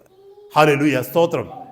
യോഹന്നാന്റെ സുവിശേഷം 14:26 ഇങ്ങനെ എഴുതിയിരിക്കുന്നു, എങ്കിലും പിതാവ് എൻ്റെ നാമത്തിൽ അയക്കുവാനുള്ള പരിശുദ്ധാത്മാവെന്ന കാര്യസ്ഥൻ നിങ്ങൾക്ക്. ആ ഭാഗം ഒന്ന് വായിച്ചേ. യോഹന്നാന്റെ സുവിശേഷം 14:26 വാഴ്ത്തപ്പെട്ട കർത്താവ് പറയുന്നുണ്ട് പരിശുദ്ധാത്മാവ് വരുന്നതിനെ കുറിച്ച്, പരിശുദ്ധാത്മാവ് താൻ പറഞ്ഞ കാര്യങ്ങളെ നമ്മളെ ഓർമ്മിപ്പിക്കുന്നതിനെ കുറിച്ച്, ദൈവവചനം നമ്മളെ പഠിപ്പിക്കുന്നതിനെ കുറിച്ച് അവിടെ എഴുതിയിരിക്കുന്നു. ആരെങ്കിലും ഒന്ന് ഉറക്കെ വായിച്ചേ. എങ്കിലും പിതാവ് എന്റെ നാമത്തിൽ അയക്കുവാനുള്ള പരിശുദ്ധാത്മാവ് എന്ന കാര്യസ്ഥൻ നിങ്ങൾക്ക് സകലവും ഉപദേശിച്ചു തരികയും ഞാൻ നിങ്ങളോട് പറഞ്ഞതൊക്കെയും നിങ്ങളെ ഓർമ്മപ്പെടുത്തുകയും ചെയ്യും. ശ്രദ്ധിച്ചേ, ഇതുകൊണ്ടാണ് ഞാൻ പറഞ്ഞത്, ദൈവത്തിന്റെ വചനം ധ്യാനിച്ചുകൊണ്ടിരിക്കുമ്പോൾ നമ്മൾ പരിശുദ്ധാത്മാവിനോട് പറയണം നമ്മളെ പഠിപ്പിക്കാൻ, പരിശുദ്ധാത്മാവിനോട് പറയണം നമ്മളെ പ്രകാശിപ്പിക്കാൻ, പരിശുദ്ധാത്മാവിനോട് പറയണം ഡിവൈൻ റെവലേഷൻ നമുക്ക് തരാൻ, ദിവ്യമായിരിക്കുന്ന തേജസ്സേറിയ വെളിപ്പാടുകളെ എനിക്ക് തരാൻ പരിശുദ്ധാത്മാവിനോട് പറയണം. കാരണം കർത്താവിന്റെ വാഗ്ദത്തമാണ് അവിടുത്തെ നാമത്തിൽ നമുക്ക് തന്നിരിക്കുന്ന പരിശുദ്ധാത്മാവ് ഈ വചനത്തെ നമുക്ക് ഉപദേശിച്ചു തരുമെന്ന്, കർത്താവ് പറഞ്ഞിട്ടുള്ള കാര്യങ്ങളൊക്കെ നമ്മളെ ഓർമ്മിപ്പിക്കുമെന്ന്. നമ്മൾ ചോദിച്ചില്ലെങ്കിൽ കർത്താവ് പഠിപ്പിക്കുമോ നമ്മളെ? നമുക്ക് ആർക്കും അവിടുത്തെ സന്നിധിയിൽ ഇരിക്കാനുള്ള സമയമില്ല, അവിടുത്തോട് ചോദിക്കാനുള്ള സമയമില്ല. No wonder we are failing, no wonder we become defeated. ഇപ്പം നമുക്ക് മനസ്സിലായോ നമ്മുടെ ജീവിതത്തിൽ നമ്മൾ തോറ്റുപോകുന്നത് എന്തുകൊണ്ടാണെന്ന്, ഈ നിരാശയും അപകർഷതാബോധവും വരുന്നത് എന്തുകൊണ്ടാണെന്ന്. നമ്മളിൽ എത്ര പേര് ദൈവവചനം എടുത്തുകൊണ്ട്, ദൈവവചനം മുമ്പിൽ വെച്ചുകൊണ്ട്, ദൈവസ്ഥാനത്തിൽ ഇരുന്നു കൊണ്ട് പ്രാർത്ഥിക്കുക. I'm not talking about reading the whole chapter, no. ഒരു വലിയ അധ്യായം മുഴുവനും വായിക്കണമെന്നല്ല പറയുന്നത്. ടേക്ക് 3-4 വേഴ്സസ്, ഒരു 3-4 വാക്യങ്ങൾ ഒരു ദിവസം എടുക്ക്. ഒരു 3-4 വാക്യങ്ങൾ എടുത്തിട്ട് ആ വാക്യങ്ങളൊന്ന് പഠിക്കുക, ആ വാക്യങ്ങളൊന്ന് പഠിച്ചിട്ട് ഇരുന്നിച്ചിരി നേരം പ്രാർത്ഥിക്കുക, കർത്താവേ ഇതിൽ നിന്ന് എന്നോട് സംസാരിക്കണമേ. കർത്താവ് സംസാരിക്കും, കർത്താവ് നമ്മളെ ബലപ്പെടുത്തും, കർത്താവ് നമ്മളെ പണിതെടുക്കും. കാരണം അവിടുന്ന് പരിശുദ്ധാത്മാവാണ്, അവിടുന്ന് ഈ വചനത്തിൻ്റെ എഴുതിയവനാ. ഹല്ലേലൂയ. എഴുതിയെങ്കിൽ ഏതൊരു മനുഷ്യനേക്കാളും അധികം ഈ വചനത്തെ പ്രകാശിപ്പിച്ചു തരുവാൻ അവിടുത്തേക്ക് കഴിയും. 1 യോഹന്നാൻ 2:27 മനോഹരമായ ഒരു വാക്യം എഴുതിയിരിക്കുന്നു, അവനാൽ പ്രാപിച്ച അഭിഷേകം നിങ്ങളിരിക്കുന്നു, ആരും നിങ്ങളെ ഉപദേശിക്കേണ്ട ആവശ്യമില്ല എന്നല്ലേ. അവൻ തന്നെ സകലതും നിങ്ങൾക്ക് ഉപദേശിച്ചു തരികയാൽ, അത് മാത്രമല്ല അവൻ ഉപദേശിക്കുന്നത് സത്യമാകിയാലും അവൻ നിങ്ങളെ ഉപദേശിക്കുന്നത് പോലെ അതിൽ വസിപ്പിൻ, അവനിൽ വസിപ്പിൻ അല്ലേ. അങ്ങനെയല്ലേ ആ വാക്യം എഴുതിയിരിക്കുന്നത്? ആർക്കെങ്കിലും ഒന്ന് വായിച്ചേ. അവനാൽ പ്രാപിച്ച അഭിഷേകം നിങ്ങളിൽ വസിക്കുന്നു, ആരും നിങ്ങളെ ഉപദേശിക്കുവാൻ ആവശ്യമില്ല. അവന്റെ അഭിഷേകം തന്നെ നിങ്ങൾക്ക് സകലവും ഉപദേശിച്ചു തരികയാൽ അത് ഭോഷ്കല്ല, സത്യം തന്നെ ആയിരിക്കുകയാലും അത് നിങ്ങളെ ഉപദേശിച്ചതുപോലെ നിങ്ങൾ അവനിൽ വസിക്കുകയും. എന്നോട് എന്നെ കേൾക്കുന്ന സഹോദരന്മാരെ, സഹോദരിമാരെ, ഇത് സംഭവിക്കണമെങ്കിൽ കർത്താവിന്റെ സന്നിധി നമ്മൾ ഇരിക്കണം. എങ്കിൽ മാത്രമേ അവിടുത്തെ ആത്മാവ് നമ്മളോട് സംസാരിക്കൂ, എങ്കിൽ മാത്രമേ അവിടുത്തെ അഭിഷേകം നമ്മളോട് ഇടപെടത്തുള്ളൂ, നമുക്കത് വെളിപ്പെടുത്തി തരത്തുള്ളൂ. എന്തുകൊണ്ടാണെന്നറിയാമോ വിശ്വാസികൾ തോറ്റുപോകുന്നത്? എന്തുകൊണ്ടാണെന്നറിയാമോ ദുരുപദേശം ദൈവസഭയുടെ മധ്യത്തിലേക്ക് കടന്നു വരുന്നത്? ദൈവവചനം ധ്യാനിക്കുവാൻ മനുഷ്യന് കഴിയുന്നില്ല, ദൈവവചനം ധ്യാനിക്കുവാൻ വിശ്വാസികൾക്ക് കഴിയുന്നില്ല. ആരെങ്കിലും എവിടെങ്കിലും എന്തെങ്കിലും പറയുന്നതാണ് ദൈവിക വാക്യങ്ങളായിട്ടും ദൈവിക ബോധ്യങ്ങളായിട്ടും ദൈവിക സന്ദേശങ്ങളായിട്ടും അവർ ജീവിതത്തിൽ സ്വീകരിക്കുന്നത്. No wonder they are deceived. അതുകൊണ്ട് അവർ തെറ്റിപ്പോകുന്നത്. എന്നാൽ ദൈവത്തിൻ്റെ തിരുവചനത്തിൻ്റെ മുമ്പാകെ ഇരിക്കുന്ന ഒരു സ്വഭാവം എനിക്കും നിങ്ങൾക്കും ഉണ്ടെങ്കിൽ, ദൈവത്തിൻ്റെ പരിശുദ്ധാത്മാവിൽ നമുക്ക് കേൾക്കുന്ന ഒരു സ്വഭാവം നമുക്കുണ്ടെങ്കിൽ, ആരെന്ത് പറഞ്ഞാലും ശരി അത് ദൈവത്തിൽ നിന്നുള്ളതാണോ അല്ലയോ എന്ന് വ്യക്തമായിട്ട് തിരിച്ചറിയുവാൻ തക്കണം നമുക്ക് കഴിയും. കാരണം we know where that scripture is, we know what is the context is. എന്താണ് അതിൻ്റെ സന്ദർഭം, എപ്പോഴാണത് പറഞ്ഞത്, ഏത് വിഷയവുമായി ബന്ധപ്പെട്ടാണ് കർത്താവ് ഇടപെട്ടിരിക്കുന്നത്, ഇതൊക്കെ നമുക്ക് വ്യക്തമായിട്ട് മനസ്സിലാക്കുവാനായിട്ട് കഴിയും. അതുകൊണ്ട് എന്നെ കേൾക്കുന്ന സഹോദരന്മാരെ, സഹോദരിമാരെ, ഇന്നു മുതൽ ഈ ഒരു സ്വഭാവം നമ്മുടെ ജീവിതത്തിലേക്ക് കടന്നു വരട്ടെ. 1, ദൈവത്തിൻ്റെ വചനം വായിക്കുകയും പഠിക്കുകയും ചെയ്യുക. 2, ദൈവവചനം വായിക്കുകയും പഠിക്കുകയും ചെയ്യുന്ന സമയം ഹൃദയത്തിൻ്റെ ഉള്ളിൽ കർത്താവിനോട് പ്രാർത്ഥിക്കുക, കർത്താവേ ഇതിലുള്ള ഡിവൈൻ എൻലൈറ്റൻമെന്റ് അത് എനിക്കൊന്ന് പ്രകാശിപ്പിച്ചു തരണമേ, ദൈവികമായ വെളിപ്പാട് അങ്ങ് എനിക്ക് വചനത്തിൽ നിന്ന് തരണമേ എന്ന് നമ്മൾ ഈ ദിവസങ്ങളിൽ പ്രാർത്ഥിക്കുക. 3, മെമ്മറൈസ് ദ സ്ക്രിപ്ചേഴ്സ്. ദൈവത്തിൻ്റെ വചനം മനഃപ്പാഠമാക്കണം. ദൈവത്തിൻ്റെ വചനം മനഃപ്പാഠമാക്കുക എന്ന് പറഞ്ഞാൽ അതിൻ്റെ അർത്ഥം it is something like putting or keeping our sword in the sheath. അതായത് വാള് ഉറയിലിടുന്നതിന് തുല്യമാണ് ഈ ദൈവവചനം നമ്മൾ മനഃപ്പാഠമാക്കുക എന്ന് പറഞ്ഞാൽ. എപ്പോഴും നമ്മുടെ ഉള്ളിൽ ആ വചനം നിൽക്കുകയാണ്. Praise God. അതുകൊണ്ട് എന്താ സംഭവിക്കുന്നതെന്ന് അറിയാമോ? ഒരു പ്രത്യേക സാഹചര്യം ഉണ്ടാകുമ്പോൾ, പ്രലോഭനം ഉണ്ടാകുമ്പോൾ, നിരാശ നമ്മുടെ ജീവിതത്തിലേക്ക് വരുമ്പോൾ, നമ്മുടെ ഉള്ളിൽ സ്റ്റോറായിരിക്കുന്ന ആ വചനം ദൈവത്തിന്റെ പരിശുദ്ധാത്മാവ് നമ്മുടെ മുമ്പിൽ കൊടുത്തരും. ഹല്ലേലൂയ. നിരാശ നമ്മുടെ ജീവിതത്തിൽ നിന്ന് മാറും. ഹല്ലേലൂയ. നമ്മുടെ ജീവിതത്തിൽ ഭയം കടന്നു വരുമ്പോൾ പെട്ടെന്ന് വചനം ദൈവത്തിന്റെ ആത്മാവ് കൊണ്ടുവന്ന് നമുക്ക് തരും. ഭയപ്പെടേണ്ട, ഞാൻ നിന്നോട് കൂടെയുണ്ട്. ഭ്രമിച്ചു നോക്കേണ്ട, ഞാൻ നിന്റെ ദൈവമാകുന്നു. അല്ലെങ്കിൽ പറയും, കൂരിൽ താഴ്വരയിൽ കൂടി നടന്നാലും ഞാൻ അനർത്ഥവും ഭയപ്പെടുകയില്ല, നിന്റെ വടിയും കോലും എന്നോട് കൂടെ ഇരിക്കുന്നുവല്ലോ. Praise the Lord. നീ എന്നോട് കൂടെ ഇരിക്കുന്നുവല്ലോ, നിന്റെ വടിയും കോലും എന്നെ ആശ്വസിപ്പിക്കുന്നു. ഹല്ലേലൂയ.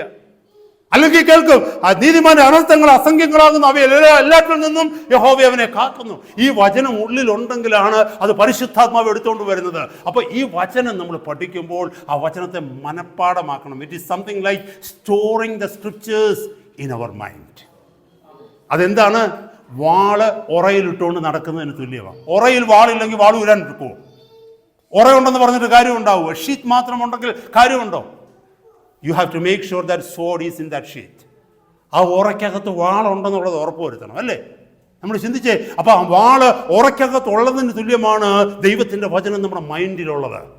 ദൈവത്തിൻ്റെ വചനം നമ്മുടെ ഹൃദയത്തിൽ ഗൃഹസ്ഥമാക്കുവാൻ തക്കവണ്ണം സഹോദരന്മാരെ സഹോദരിമാരെ നമുക്ക് കഴിയണം. അതുകൊണ്ടാണ് 119 ഒത്തിരി വാക്യങ്ങൾ ഞാൻ നോട്ട് ചെയ്തിട്ടുണ്ട്. പക്ഷേ ഞാൻ ആ ഭാഗങ്ങളിലേക്കൊന്നും പോകുന്നില്ല. 119 സങ്കീർത്തനത്തിൻ്റെ 11 വാക്യത്തിൽ പറയുന്നു, ഞാൻ നിന്നോട് പാപം ചെയ്യാതിരിക്കേണ്ടതിന് നിന്റെ വചനത്തെ എൻ്റെ ഹൃദയത്തിൽ സംഗ്രഹിച്ചിരിക്കുന്നു. പാപം ചെയ്യുവാൻ തക്കവണ്ണം ടെംപ്റ്റഡായി വരുമ്പോൾ ഈ വചനം പെട്ടെന്ന് നമ്മുടെ മുമ്പിൽ ഒരു കവറായി വന്ന് നിൽക്കും. Praise God. നമ്മൾ ഇന്ന് ടെംപ്റ്റേഷൻസിനെ മാറ്റും ദൈവാത്മാവ്, ദൈവവചനത്താൽ. ഈ വചനം ഉള്ളിലില്ലെങ്കിലോ? ഞാനൊരു കാര്യം നിങ്ങളോട് ചോദിക്കട്ടെ. മത്തായിയുടെ സുവിശേഷം 4-ാം അധ്യായത്തിലും ലൂക്കോസിന്റെ സുവിശേഷം 4-ാം അധ്യായത്തിലും പിശാച് കർത്താവിനെ പരീക്ഷിക്കുവാനായിട്ട് കടന്നു വരുന്ന നമ്മൾ കാണുന്നുണ്ടല്ലോ. പിശാച് വചനം പറഞ്ഞുകൊണ്ട് ആ പിശാച് കർത്താവിന്റെ അടുക്കലേക്ക് കടന്നു വന്നത്. പക്ഷേ അതിന് തിരിച്ചു കൊടുത്ത മറുപടിയും ദൈവവചനമാണ് കർത്താവ്. ഈ വചനം എവിടുന്നാണ് കർത്താവിൻ്റെ കൈ വന്നത്? കർത്താവ് പഠിച്ചിട്ടില്ലായിരുന്നെങ്കിൽ? ഒന്ന് ചിന്തിച്ചേ. താൻ പൂർണ്ണ മനുഷ്യനായിട്ടായി ഭൂമിയിൽ ജീവിച്ചത്, അല്ലേ? 12-ാമത്തെ വയസ്സിൽ നമുക്ക് ലൂക്കോസിന് വിശേഷം 2-ാം അധ്യായത്തിൻ്റെ 40 മുതൽ താഴേക്കുള്ള വാക്യങ്ങൾ വായിക്കുമ്പോൾ അറിയാം. 12-ാമത്തെ വയസ്സിൽ ദേവാലയത്തിൽ ഇരുന്നു കൊണ്ട് റബ്ബിമാരോടും പരീശന്മാരോടും സദൂക്യരോടും ഒക്കെ കർത്താവ് ദൈവവചനത്തിൻ്റെ കാര്യങ്ങൾ വാദിക്കുന്നതായിട്ട് നമുക്ക് കാണുവാനായിട്ട് കഴിയും. അത് നമ്മളെ പഠിപ്പിക്കുന്നത് എന്തുവാ? കർത്താവ് ആ 12 വയസ്സുകൊണ്ട് ദൈവവചനം ന്യായപ്രമാണം ഒരു നല്ല ഭാഗം കർത്താവിൻ്റെ ഉള്ളിലാക്കിയിട്ടുണ്ടെന്നാണ്. താൻ ഓരോ ദിവസവും സിനഗോഗിലേക്ക് കടന്നു പോകുമ്പോൾ അവിടെ റബ്ബൂനിമാർ പഠിപ്പിക്കുന്നത് അവൻ ഹൃദയസ്ഥമാക്കുമായിരുന്നു കേൾക്കുന്നത്. അന്ന് ഇതുപോലെ പ്രിന്റഡ് കോപ്പീസ് ഒന്നുമില്ല. ഇന്ന് നമ്മുടെ എല്ലാം വീട്ടിൽ 2-3 കോപ്പീസ് ഉണ്ട്, പല വേർഷൻസ് ഉണ്ട്. നമുക്ക് തോന്നുന്നു ചെറിയ ബൈബിളും വലിയ ബൈബിളുണ്ട്, സ്റ്റഡി ബൈബിൾസ് ഉണ്ട്, ഇഷ്ടം പോലെ എന്തെല്ലാം ഉണ്ടല്ലേ.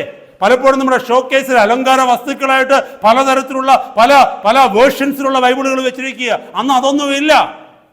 അന്ന് തനിക്ക് കിട്ടുന്നത് സിനഗോഗിലേക്ക് കടന്നു പോകുമ്പോൾ ആ ആഴ്ച അവിടുത്തെ റബി അല്ലെങ്കിൽ അവിടുത്തെ ഗുരു വായിക്കുന്ന ദൈവവചന ഭാഗമാണ്. അപ്പോൾ ഒന്ന് ചിന്തിച്ച് നോക്കിയേ. ഒരു 5 വയസ്സ് മുതൽ അങ്ങോട്ട് 12 വയസ്സ് വരെ 7 വർഷം കൊണ്ട് ആഴ്ചയിൽ ഓരോ ദിവസവും കടന്നു പോകുമ്പോൾ ഓരോ വാക്യങ്ങൾ അവൻ പഠിച്ചാൽ മതി. 12 വയസ്സായപ്പോഴത്തേക്കും എത്രയോ വാക്യങ്ങൾ അവൻ്റെ ഉള്ളിൽ വന്നു. അതുകൂടാതെ സിനഗോഗിൽ ഏത് സമയത്തും കുഞ്ഞുങ്ങൾക്ക് കടന്നുപോയി പഠിക്കുവാൻ തക്കവണ്ണം കഴിയും. നമുക്കറിയാം, ഈ മുസ്ലിങ്ങൾക്കൊക്കെ മദ്രസ എന്നൊക്കെ പറയുന്നത് പോലെ തന്നെ ജീവിഷ് ട്രഡീഷനിൽ കുഞ്ഞുങ്ങളെ ദൈവവചനം ചെറുപ്പം മുതൽ തന്നെ പഠിപ്പിക്കുന്ന ഒരു രീതിയുണ്ട്.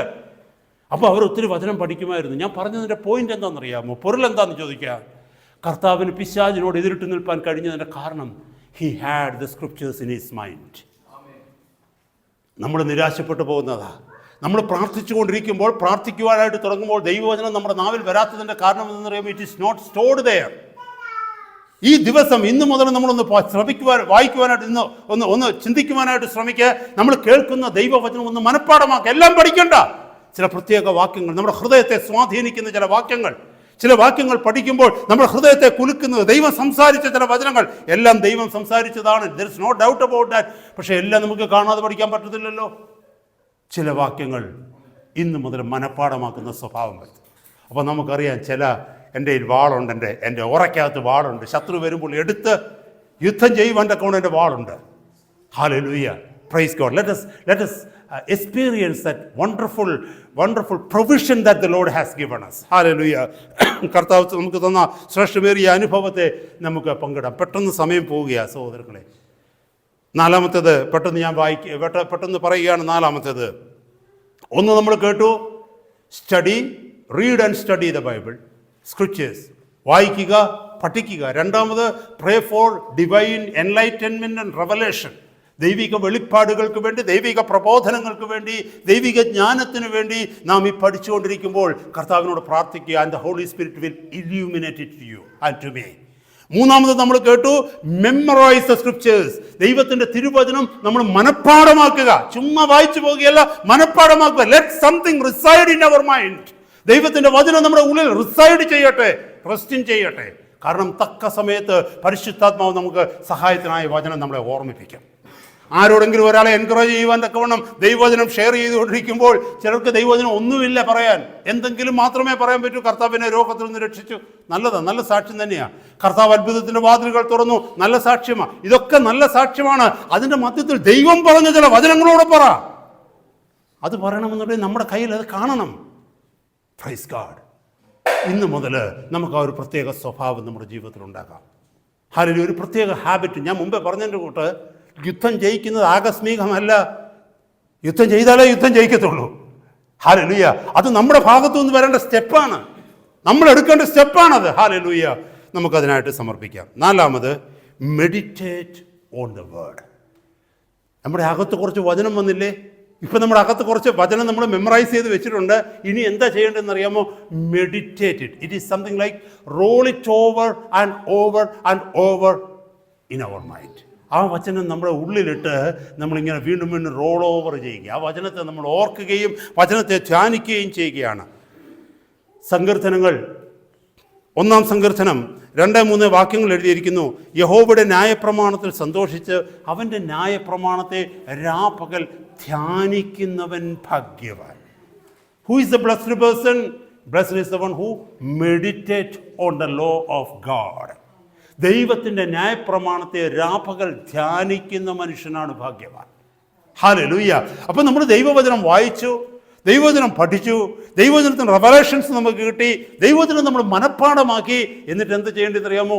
ഈ ദൈവവചനം വണ്ടി ഓടിച്ചുകൊണ്ട് പോകുമ്പോൾ, അല്ലാത്ത സമയങ്ങളൊക്കെ ഒറ്റയ്ക്കിരിക്കുമ്പോൾ, പ്രാർത്ഥിക്കുമ്പോൾ അതിനെ മെഡിറ്റേറ്റ് ചെയ്യണം. കർത്താവേ, ആ വചനത്തിൽ നിന്നോടൊന്ന് സംസാരിക്കണമേ.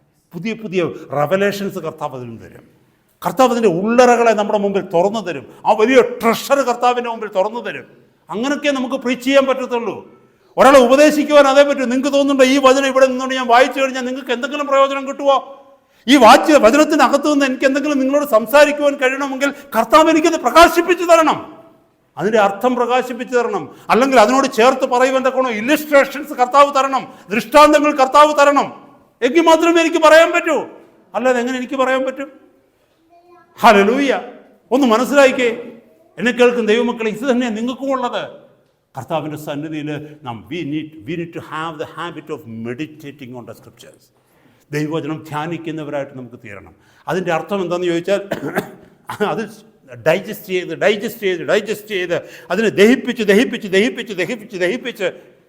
അതിനെ ഫുള്ളായിട്ട് 100% നമ്മുടെ ഉള്ളിലേക്ക് അബ്സോർബ് ചെയ്യണം. നമ്മുടെ ജഡത്തിൻ്റെ, നമ്മുടെ പേഴ്സണാലിറ്റിയുടെ ഭാഗമായിട്ടത് മാറണം. അപ്പോൾ കാണാതെ പഠിച്ചരുത്, വാക്യമായിട്ട് അവിടെ പോക്കറ്റിൽ ഇരുന്നാൽ പോരാ, അതിനെ അല്പമായിട്ട് അലിയിച്ച് നമ്മുടെ ജീവിതത്തിൻ്റെ ഭാഗമാക്കി മാറ്റണം. That is what meditating on the scriptures. 119-ാം സങ്കീർത്തനം 15-ാമത്തെ വാക്യം ഇങ്ങനെ വായിക്കുന്നു: ഞാൻ നിൻ്റെ പ്രമാണങ്ങളെ ധ്യാനിക്കുകയും നിൻ്റെ വഴികളെ സൂക്ഷിക്കുകയും ചെയ്യും. പ്രമാണങ്ങളെ ധ്യാനിക്കുന്ന ഒരു വ്യക്തിക്ക് മാത്രമേ ദൈവത്തിൻ്റെ വഴികളെ സൂക്ഷിക്കാനായിട്ട് പറ്റൂ. ഹല്ലേലൂയ. കാരണം ആ വചനമാണ് നമ്മുടെ പാതയിൽ നമ്മളെ കൊണ്ടുപോകുന്നത് മുന്നോട്ട്. ഹല്ലേലൂയ. ദൈവത്തിൻ്റെ വചനത്തെക്കുറിച്ച് പറയുന്നത് അറിയാമോ? എൻ്റെ പാതയ്ക്ക് പ്രകാശമാണെന്നാണ് പറയുന്നത്. നമ്മുടെ പാതയ്ക്ക് നമ്മൾ ഈ ഇരുട്ടാകുന്ന ലോകത്തിലൂടെ, ഈ അന്ധകാരമാകുന്ന ലോകത്തിലൂടെ, ഈ നിരാശ നിറഞ്ഞ ലോകത്തിലൂടെ നമ്മൾ നടന്നു പോകണമെങ്കിൽ നമുക്ക് പാതയ്ക്ക് പ്രകാശമായിരിക്കേണ്ടത് ഈ ദൈവത്തിൻ്റെ വചനമാണ്. ഹല്ലേലൂയ. അതുകൊണ്ട് ഈ വചനത്തെ നമ്മൾ ധ്യാനിക്കുകയും അതിനെ നമ്മുടെ ജീവിതത്തിൽ പ്രകാശമാക്കി തീർക്കുകയും ചെയ്യണം. അടുത്ത 5 മിനിറ്റുള്ളിൽ ദൈവവചനം നിർത്താനായിട്ട് ഞാൻ ആഗ്രഹിക്കുന്നു. നമ്മളിപ്പോൾ കേട്ടത് മെഡിറ്റേറ്റ് ഓൺ ദ സ്ക്രിപ്ചേഴ്സ്. ദൈവവചനം ധ്യാനിക്കുന്ന സ്വഭാവം നമുക്കുള്ളവരായിരിക്കണം. ഫൈനൽ പോയിന്റ്സ്, 5-ാമത്തെ സ്റ്റെപ്പ് എന്തെന്ന് ചോദിച്ചാൽ, share God's word with others. Hallelujah. Share God's word with others. ദൈവത്തിൻ്റെ വചനം മറ്റുള്ളവരോട് ഷെയർ ചെയ്യുന്നവരായിട്ട് നമുക്ക് തീരണം. ഞാനൊരു കാര്യം ചോദിക്കട്ടെ. നമ്മൾ ഏതെങ്കിലും ഒരു കാര്യം നമ്മൾ പഠിച്ചു, ആ കാര്യം പഠിച്ചത് കൂടുതൽ സ്ഥിരത നമ്മുടെ ഉള്ളിൽ വരുത്തണമെന്നുണ്ടെങ്കിൽ ആ പഠിച്ച കാര്യങ്ങൾ നമ്മൾ പഠിപ്പിക്കുന്നവരായിട്ട് തീരണം. മനസ്സിലായോ? എന്താണെന്നറിയാമോ ഒരു സ്റ്റുഡൻറ്റും ഒരു ടീച്ചറും തമ്മിലുള്ള വ്യത്യാസം? How does a teacher knows more than the student? ഒരു സ്റ്റുഡൻറ്റിനേക്കാൾ കൂടുതൽ, ഒരു വിദ്യാർത്ഥിയേക്കാൾ കൂടുതൽ അധ്യാപകന് കൂടുതൽ കാര്യങ്ങൾ അറിയാവുന്നതിൻ്റെ കാരണം എന്താണെന്നറിയാമോ? ഈ അധ്യാപകൻ അത് തന്നെ കുറേ വർഷങ്ങൾ കൊണ്ട് പഠിപ്പിക്കുന്നതുകൊണ്ടാണ്. പറഞ്ഞു മനസ്സിലായോ സഹോദരങ്ങളെ? നമുക്ക് വചനം നമ്മുടെ ഉള്ളിലുണ്ട്, നമ്മൾ വചനം ധ്യാനിക്കുന്നവരാണ്. ആ വചനത്തിൻ്റെ ഉള്ളറകളെ കർത്താവ് നമുക്ക് വെളിപ്പെടുത്തി തന്നു. എന്നാൽ ഇത് മറ്റുള്ളവരുടെ അടുത്ത് ഷെയർ ചെയ്യുമ്പോൾ എന്ത് പറ്റുമെന്നറിയാമോ? ആ വചനത്തിൻ്റെ ശക്തി നമ്മുടെ കണ്ണിൻ്റെ മുമ്പിൽ കാണുവാൻ നമുക്ക് കഴിയും. അതിൽ വൈഭവമുള്ളവരായി നമ്മൾ മാറും, ആത്മീക വൈഭവമുള്ളവരായിട്ട് നമ്മൾ മാറും. By the way, we all are called to be teachers. നമ്മളെല്ലാവരെയും കർത്താവ് വിളിച്ചിരിക്കുന്നത് ദൈവവചനം പഠിപ്പിക്കുന്നവരായി തീരാനാണ്. സഭയെ പഠിപ്പിക്കണമെന്നുള്ളതല്ല, കുടുംബത്തിൽ പഠിപ്പിക്കുന്നവരായി തീരണം, കൂട്ടുകാരെ പഠിപ്പിക്കുന്നവരായി തീരണം, സഹോദരങ്ങളെ പഠിപ്പിക്കുന്നവരായി തീരണം. അതല്ല, ദൈവത്തിൻ്റെ സഭയിൽ പഠിപ്പിക്കുവാൻ്റെ കോണം കർത്താവ് നമ്മളെ വിളിച്ചിട്ടുണ്ടെങ്കിൽ ദൈവത്തിൻ്റെ സഭയിൽ പഠിപ്പിക്കുന്നവരായി തീരണം. നമുക്ക് ലഭിച്ചിരിക്കുന്നത് നമ്മൾ മറ്റുള്ളവർക്ക് കൊടുക്കണം. Hallelujah. Share God's word with others. Deuteronomy, ആവർത്തന പുസ്തകം 11-ാം അധ്യായത്തിൽ ഞാൻ ആ വാക്യം ഒന്ന് വായിക്കട്ടെ. 11-ാം അധ്യായത്തിൽ ആരെങ്കിലും എടുത്തിട്ടുണ്ടെങ്കിൽ പെട്ടെന്നൊന്ന് വായിച്ചോ. ആവർത്തനം 11, 18, 19 വാക്യങ്ങൾ.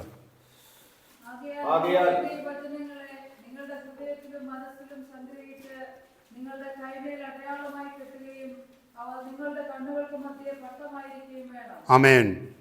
Next verse as well.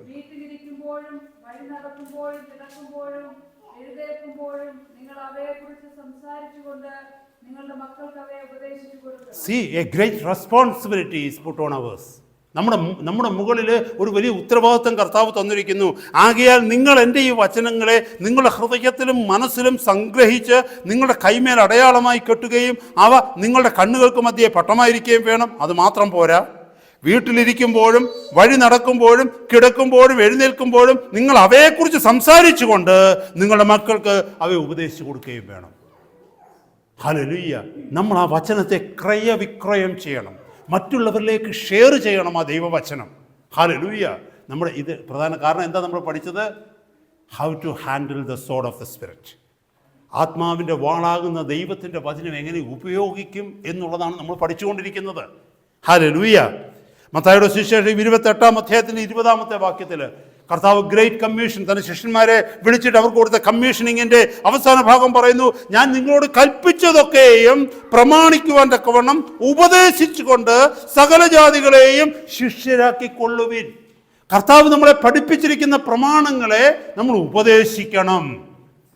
ഈ വചനം മറ്റുള്ളവരോട് ഉപദേശിച്ചില്ലെങ്കിൽ ആരെയും നമുക്ക് കർത്താവിനെ ശിഷ്യരാക്കി തീർക്കുവാൻ പറ്റത്തില്ല. ഒരു വ്യക്തിയെ രക്ഷയിലേക്ക് നയിക്കണമെങ്കിൽ നമ്മുടെ ജീവിത അനുഭവം മാത്രം ഷെയർ ചെയ്താൽ പോരാ, കർത്താവിൻ്റെ തിരുവചനം ഷെയർ ചെയ്യണം.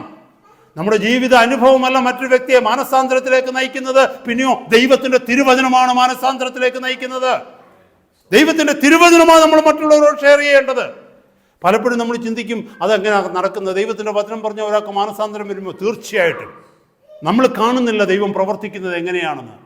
നമ്മുടെ വാക്കുകളിലല്ല ആ ബലം പകരുന്നത്, ആ കേട്ട വചനം ആ വ്യക്തിയുടെ ഹൃദയത്തോട് ഇടപെടും. ദൈവത്തിൻ്റെ വചനമാണ് മാനസാന്തരത്തെ ഉളവാക്കുന്നത് സഹോദരങ്ങളെ. ഹല്ലേലൂയ.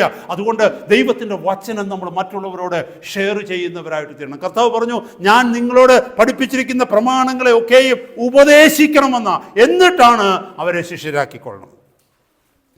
1 കൊരിന്ത്യർ 9:16 വാഴ്ത്തപ്പെട്ട ദൈവത്തിൻ്റെ ആത്മാവ്, ദൈവത്തിൻ്റെ വചനം ദൈവദാസനിലൂടെ എഴുതിയിരിക്കുന്നു, പൗലോസിലൂടെ എഴുതിയിരിക്കുന്നു, നിർബന്ധം എൻ്റെ മേൽ കിടക്കുന്നു, ഞാൻ സുവിശേഷം അറിയിക്കുന്നില്ലെങ്കിൽ എനിക്ക് അയ്യോ കഷ്ടം. ഈ വചനം നമ്മുടെ ഉള്ളിൽ കിടന്നു കഴിഞ്ഞാൽ അത് മറ്റൊരാളോട് ഷെയർ ചെയ്യാതിരിക്കാൻ നമ്മളെ കൊണ്ട് പറ്റത്തില്ല. ഒരു നിർബന്ധമുണ്ടകത്ത്. Necessity is laid upon me, woe unto me if I not preach the gospel. എൻ്റെ ഉള്ളിലൊരു ദൈവത്തിൻ്റെ വചനം വരുമ്പോൾ അതിൻ്റെ കൂടെ ഒരു നിർബന്ധം കൂടെ എൻ്റെ മേൽ വരികയാണ്. ആ നിർബന്ധം എവിടെ നിന്നാണ്? It is because of my calling as his witness. അവൻ്റെ സാക്ഷിയായിട്ടുള്ള വിളിയാണ് എൻ്റെ മേലുള്ളത്. ആ വിളിയാണ് എന്നെ നിർബന്ധിച്ചു കൊണ്ടിരിക്കുന്നത്. എൻ്റെ അകത്ത് തന്നിരിക്കുന്ന ഈ വചനവും ഈ പ്രത്യാശയും മറ്റുള്ളവരോട് അറിയിക്കുക എന്നുള്ളത്. സോ വി വിൽ ബി, നമ്മൾ ഒത്തിരി ഹാൻഡിലാകാൻ തുടങ്ങും. ഒന്ന് ചിന്തിച്ച് നോക്കി. ഒരു ഗുരുവിന് ശിഷ്യൻ, ഞാൻ മുമ്പേ പറഞ്ഞതിൻ്റെ കൂട്ട് ഒരു ഗുരുവ് ശിഷ്യനുമായിട്ടുള്ള വ്യത്യാസം അതാണ്. ഗുരുവെന്ന് പറഞ്ഞാൽ അനേക ശിഷ്യന്മാരെ പരിശീലിപ്പിച്ചിട്ടുള്ള ആളാ ഗുരു. ആ ഗുരു എന്ന് പറയുന്നത് ആ ആയുധത്തിൽ അഗ്രഗണ്യനായിരിക്കും, ആയുധത്തിലെ ഓരോ ആയുധങ്ങൾ ഉപയോഗിക്കുന്നതിൽ. കാരണം എന്ന് വെച്ചാൽ അനേകരെ പഠിപ്പിച്ചിട്ടുണ്ട്, അത് ഉപയോഗിച്ചിട്ടുണ്ട് ആവർത്തിച്ച്. ഇപ്പം സഹോദരന്മാരെ, സഹോദരിമാരെ, ഈ ദൈവവചനം മറ്റുള്ളവരോട് പറയുകയും കുഞ്ഞുങ്ങളോട് പറയുകയും മറ്റുള്ളവരെ അഭ്യസിപ്പിക്കുകയും ചെയ്യുമ്പോൾ നമ്മൾ അതിനകത്ത് കൂടുതൽ ട്രെയിൻഡ് ആകുകയാണ്. ആ ദൈവവചനം കൂടുതൽ സ്ഥിരതപ്പെടുകയാണ്, നമ്മുടെ ഉള്ളിൽ സ്ഥിരപ്പെടുകയാണ് നമ്മുടെ ജീവിതത്തിൽ. ഹല്ലേലൂയ. നമ്മൾ മറന്നു പോകരുത്. ഇവിടെ അപ്പോസ്തലൻ പറയുന്നു, നിർബന്ധം എൻ്റെ മേൽ കിടക്കുന്നു. സുവിശേഷം അറിയിച്ചില്ലെങ്കിൽ എനിക്ക് കഷ്ടം. ഒരു വാക്യം കൂടെ പറഞ്ഞ് ഞാൻ നിർത്തുന്നു. റോമാലേഖനം 1:16 പറയുന്നു, സുവിശേഷത്തെക്കുറിച്ച് എനിക്ക് ലജ്ജയില്ല. വിശ്വസിക്കുന്ന ഏവനും, ആദ്യം യഹൂദനും പിന്നെ യവനനും, അത് രക്ഷയ്ക്കായി ദൈവശക്തിയാകുന്നുവല്ലോ. ദൈവത്തിൻ്റെ വചനമെന്ന് പറയുന്നത് ദൈവത്തിൻ്റെ ശക്തിയാണ്. സുവിശേഷം എന്ന് പറയുന്നത് ദൈവത്തിൻ്റെ ശക്തിയാണ്. അത് വിശ്വസിക്കുന്ന ഏവർക്കും രക്ഷയ്ക്കായിട്ടുള്ള ദൈവത്തിൻ്റെ ശക്തിയാണ്. അതിനകത്ത് യഹൂദനെന്നോ യവനെന്നോ വ്യത്യാസമില്ല. യഹൂദനെന്ന് പറഞ്ഞാൽ ദൈവത്തിൻ്റെ ജനം, യവനെന്ന് പറഞ്ഞാൽ ജാതികളായവർ. Whether he's a believer or an unbeliever doesn't matter. If someone believes in the word of God, that will take him to salvation. ദൈവത്തിൻ്റെ രക്ഷയിലേക്ക് അവനെ നയിക്കും.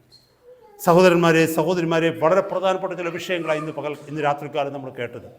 നമ്മൾ എത്ര പേര് ഹൃദയത്തിൽ അത് സ്വീകരിച്ചു എന്ന് എനിക്കറിയത്തില്ല. അത് ഹൃദയത്തിൽ സ്വീകരിച്ചു കഴിഞ്ഞാൽ തീർച്ചയായിട്ടും നമ്മുടെ ജീവിതത്തിന് അത് പ്രയോജനമായി മാറും എന്നുള്ളതിന് യാതൊരു സംശയവുമില്ല. ഹല്ലേലൂയ. ഞാൻ ഒന്നുകൂടെ ഒന്ന് റിപ്പീറ്റ് ചെയ്തിട്ട് ഞാൻ നിർത്തുവാനായിട്ട് ആഗ്രഹിക്കുന്നു. ഒന്ന്, read and study the scriptures. ദൈവത്തിൻ്റെ വചനം വായിക്കുകയും പഠിക്കുകയും ചെയ്യുക. 2, pray for divine enlightenment and revelation. ദൈവത്തിൻ്റെ പ്രബോധനം, ദൈവത്തിൻ്റെ ജ്ഞാനം, അവിടുത്തെ വെളിപ്പാട്, നമുക്ക് അവിടുത്തെ പ്രകാശനം നമുക്ക് ലഭിക്കേണ്ടതിന് ദൈവവചനത്തിന് മുമ്പാകെ ഇരുന്ന് നമ്മൾ പ്രാർത്ഥിക്കുക. 3, മെമ്മറൈസ് ദ സ്ക്രിപ്റ്റേഴ്സ്. ദൈവത്തിൻ്റെ വചനം നമ്മൾ മനഃപ്പാഠമാക്കണം. വാക്യങ്ങൾ ഓരോന്നോരോന്നായിട്ട് നമ്മൾ പഠിക്കുവാനായിട്ട് ശ്രമിക്കണം. 4, ആ പഠിച്ച വചനങ്ങളെ മെഡിറ്റേറ്റ് ഓൺ ദ സ്ക്രിപ്റ്റേഴ്സ്. ആ പഠിച്ച വചനങ്ങളെ നമ്മൾ ധ്യാനിക്കുന്ന സ്വഭാവമുള്ളവരായിട്ട് നമുക്ക് തീരണം. 5, ധ്യാനിച്ച് നമ്മുടെ ഉള്ളിൽ സ്ഥിരമായിരിക്കുന്ന ദൈവവചനം മറ്റുള്ളവരോട് ഷെയർ ചെയ്യുന്നവരായിട്ട് നമ്മൾ തീരണം. ഹല്ലേലൂയ. മറ്റുള്ളവരോട് അത് കൊടുക്കുന്നവരായി, മറ്റുള്ളവരെ അഭ്യസിപ്പിക്കുന്നവരായിട്ട് തീരണം. അങ്ങനെ ആയിക്കഴിഞ്ഞാൽ നമ്മുടെ life, we are living in the word of God. ദൈവത്തിൻ്റെ വചനത്തിൽ നമ്മൾ നിൽക്കുന്നവരായി തീരും. ദൈവത്തിൻ്റെ വചനത്തിൽ നമ്മൾ സുസ്ഥിരരായിട്ട് തീരും. ഏത് സമയത്തും പ്രലോഭനങ്ങളുടെ മധ്യത്തിൽ ഈ വചനം, ദൈവത്തിൻ്റെ പരിശുദ്ധാത്മാവ് തൻ്റെ വാളായി, ആത്മാവിൻ്റെ വാളായി ഈ വചനം എടുത്ത് നമ്മുടെ കയ്യിൽ തരും, നമുക്ക് ഉപയോഗിക്കുവാൻ കാരണം. കർത്താവ് അതിനായി നമ്മളെ സഹായിക്കട്ടെ. ദൈവത്തിന് നമുക്ക് തലകളെ വണക്കി പ്രാർത്ഥിക്കാം.